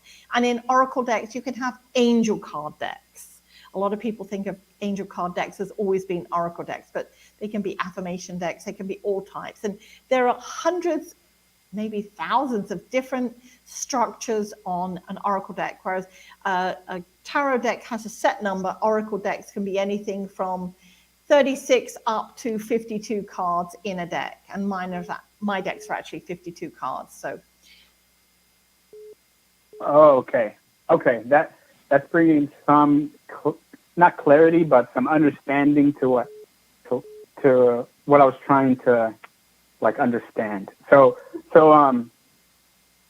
I don't want to say I'm a skeptic, because I'm not a skeptic at all, but I'm not a full believer, because basically I want to ask, like, what is your experience, since you said you grew up like using tarot cards?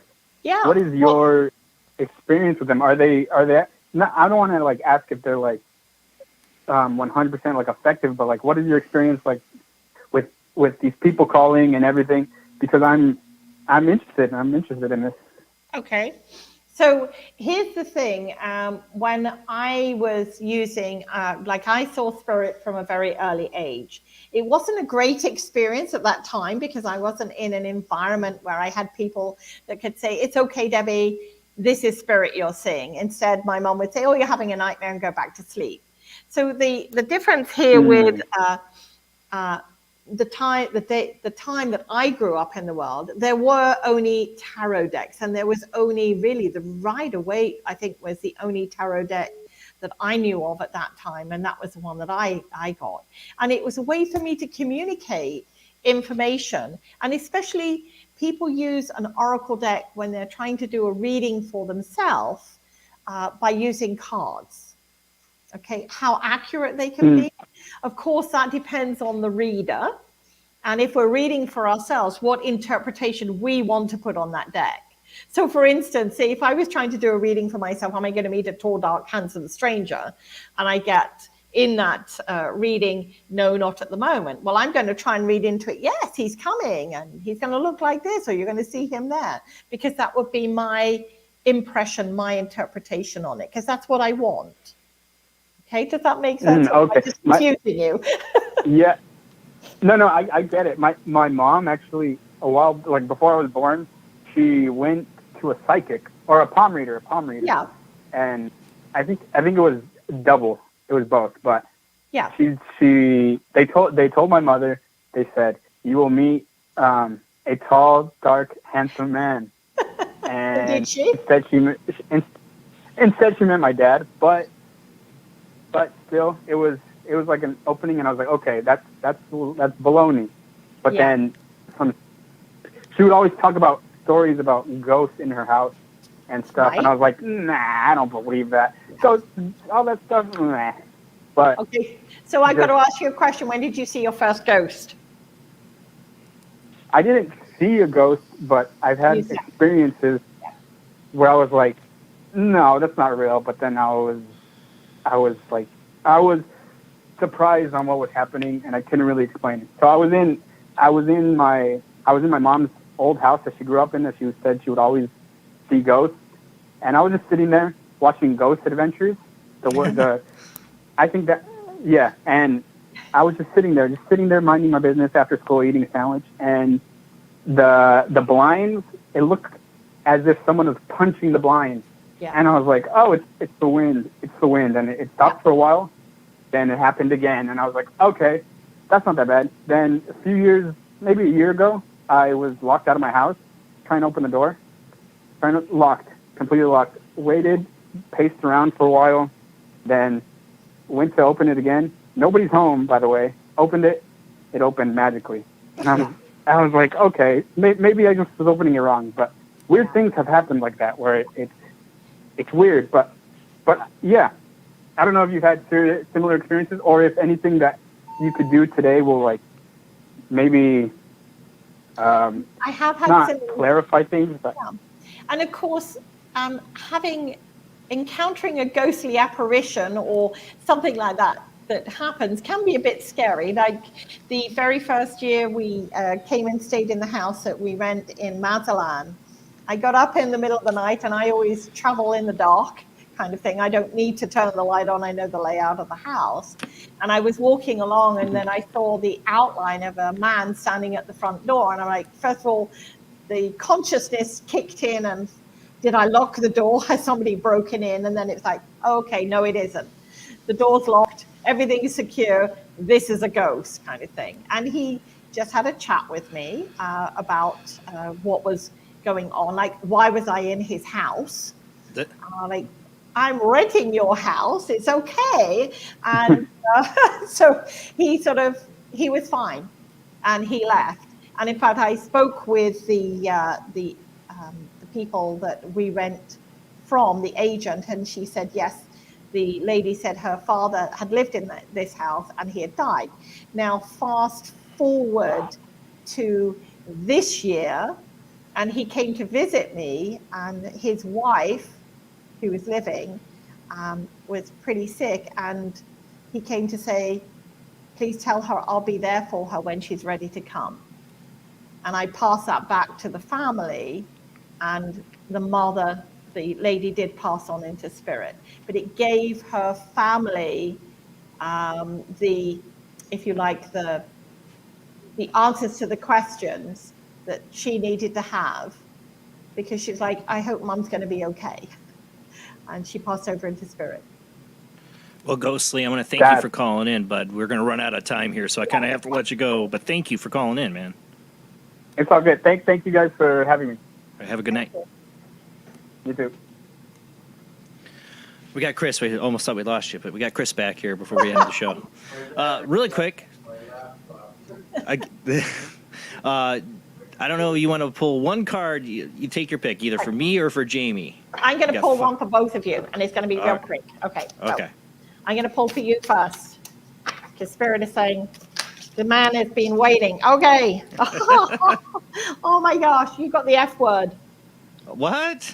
The That F sounds word. right. Okay, all right. So whatever the frustrations or the farkling stuff that's going on in your life at the moment. Because I feel the world's effed, but okay. That makes Yeah, sense. well, I think we all do at the moment. So the lady in spirit is just saying, stand your ground. Don't let those that are trying to change things around you change them. So stand your ground on this, as that's what I'm hearing really categorically. So whatever changes other people are trying to implement around you, or you're feeling there has to be change that comes around, just you stand your ground and don't change it, okay? All right. I'll keep that in mind. Okay, all right. Now I'm going to pull a card for Jamie. Oh my gosh, and hers fell out straight away. Okay. The blue days, okay?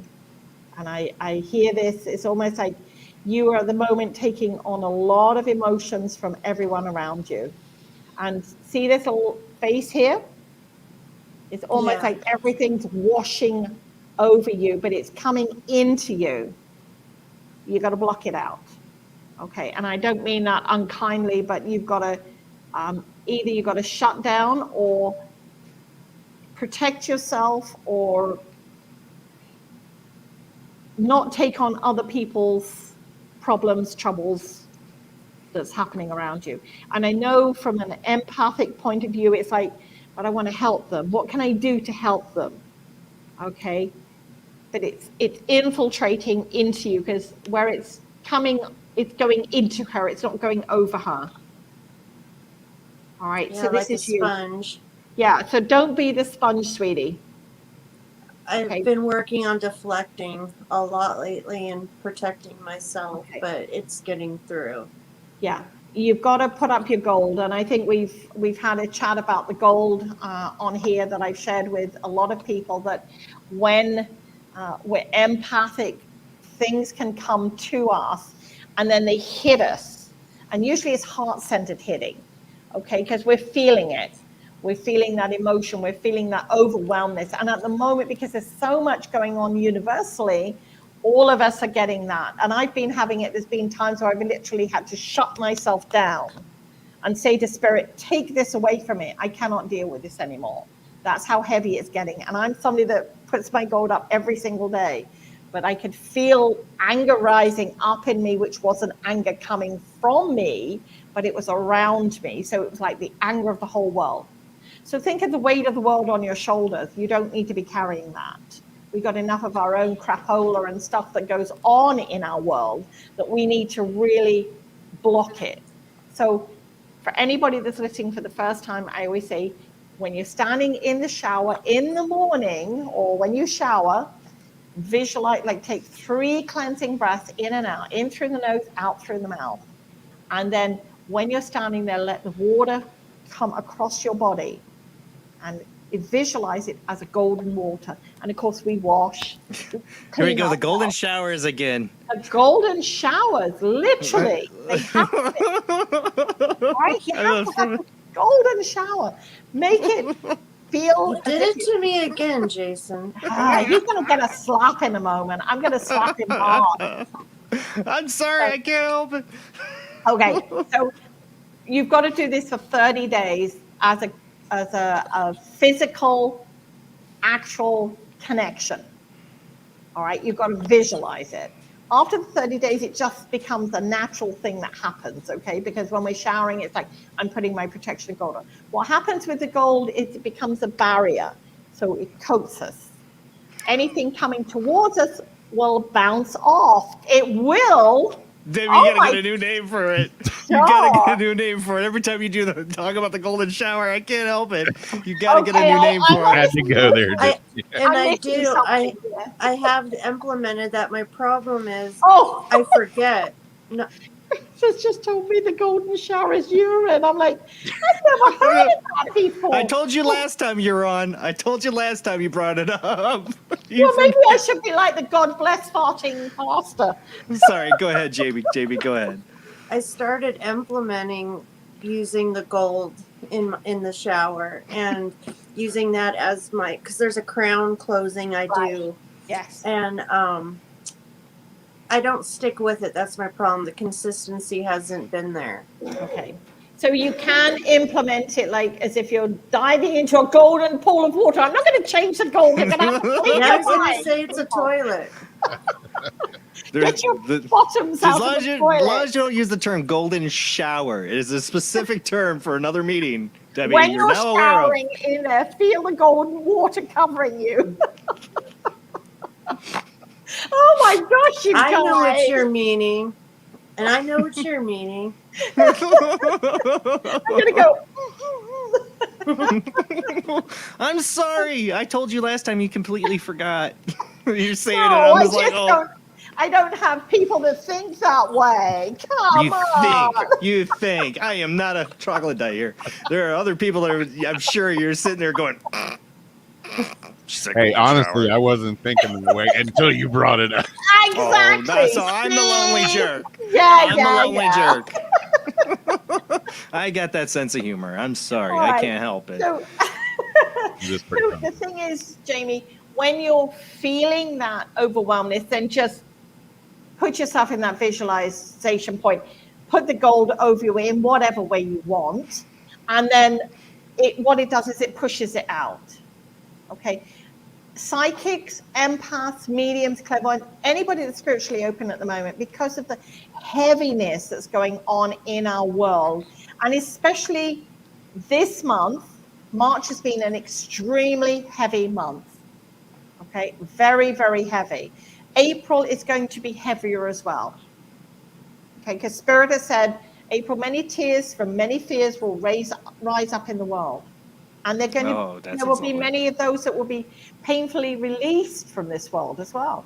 They're returning home to Spirit, because that's where their healing will actually take place. And I don't like to invoke that, but that's what they shared with us.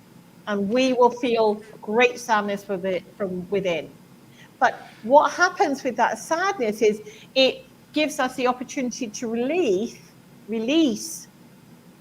and let the pain go. And because this is not just pain from this lifetime, it's like ancestral lifetimes, past lifetimes, many of them that are I was building getting up. a similar message the other day, but told that in the end it would be worth it, that it's going to be hard, but it's going to be beneficial in some ways. And There's more because, sorry. Go ahead. No, go ahead. Because it's been more of a year, last year of solitude. Like last year was the balance, us coming into balance with everything. This year it's stepping into our beingness, not doingness. There's a difference there. In our lives up to this point, we've been do. And I know I'm waiting for something there when we talk about do. No, I'm not doing it. Not do it. Now you're gonna wait for me to. I'm not that bad. Now it's stepping into our beingness. And Rob making the fart noises on the show. It's now stepping into our beingness so that we're open to our healing. We're open to assist everybody else. But we don't have to do it for them. They have to do it for themselves. Thank and I you. think this is the biggest thing with us, that we have to smell the roses. Thank you. You're welcome, sweetie. Then Chris, you wanted to add something too here because we're at the end of the show here, actually over time. Am I on mute or on? Nope, you're unmuted. Ah, thought I felt something. Okay. Yes. No, just thank you guys for having us back on. It's the first time we actually have done a show together. Really? Dozens and dozens of shows, each of us, but first time together. It works good because you also have a longer show. Some of them are like half an hour or an hour, so it's hard. Wouldn't have. Well, time. I'm honored to be the first. Ah. And I thank you too, from the bottom of my heart. Well, that's it. We do have to end the show. We are past our time. Can't wait to have you both on again, together, separately, whatever. Definitely going to have you both back on in the future, of course. All right, guys, that is it for the show. We will be back, not next Sunday, because next Sunday is Easter. And I got chewed out one Easter ago for doing a show. So I've been spending time with the family on Easter. The boys' spring break start, and we're going to watch some movies that night. I promised them no show, so no Paranormal Soup next Sunday on Easter. But we will be back the following Sunday, guaranteed. All right, guys, everybody have a great night. Thanks to everyone who shares the show and tells their friends about it. You're the biggest help to the show, just as much as those who are also our Patreons who help donate $2 a month. Thank you. It does help the bills for the show. Don't forget, I did start up Super Chat. You can always put a little donation in Super Chat. All these things help pay the bills because it does cost money to do this show. Thank you to everybody. It does help. All right, guys, have a great night. See you in a couple weeks.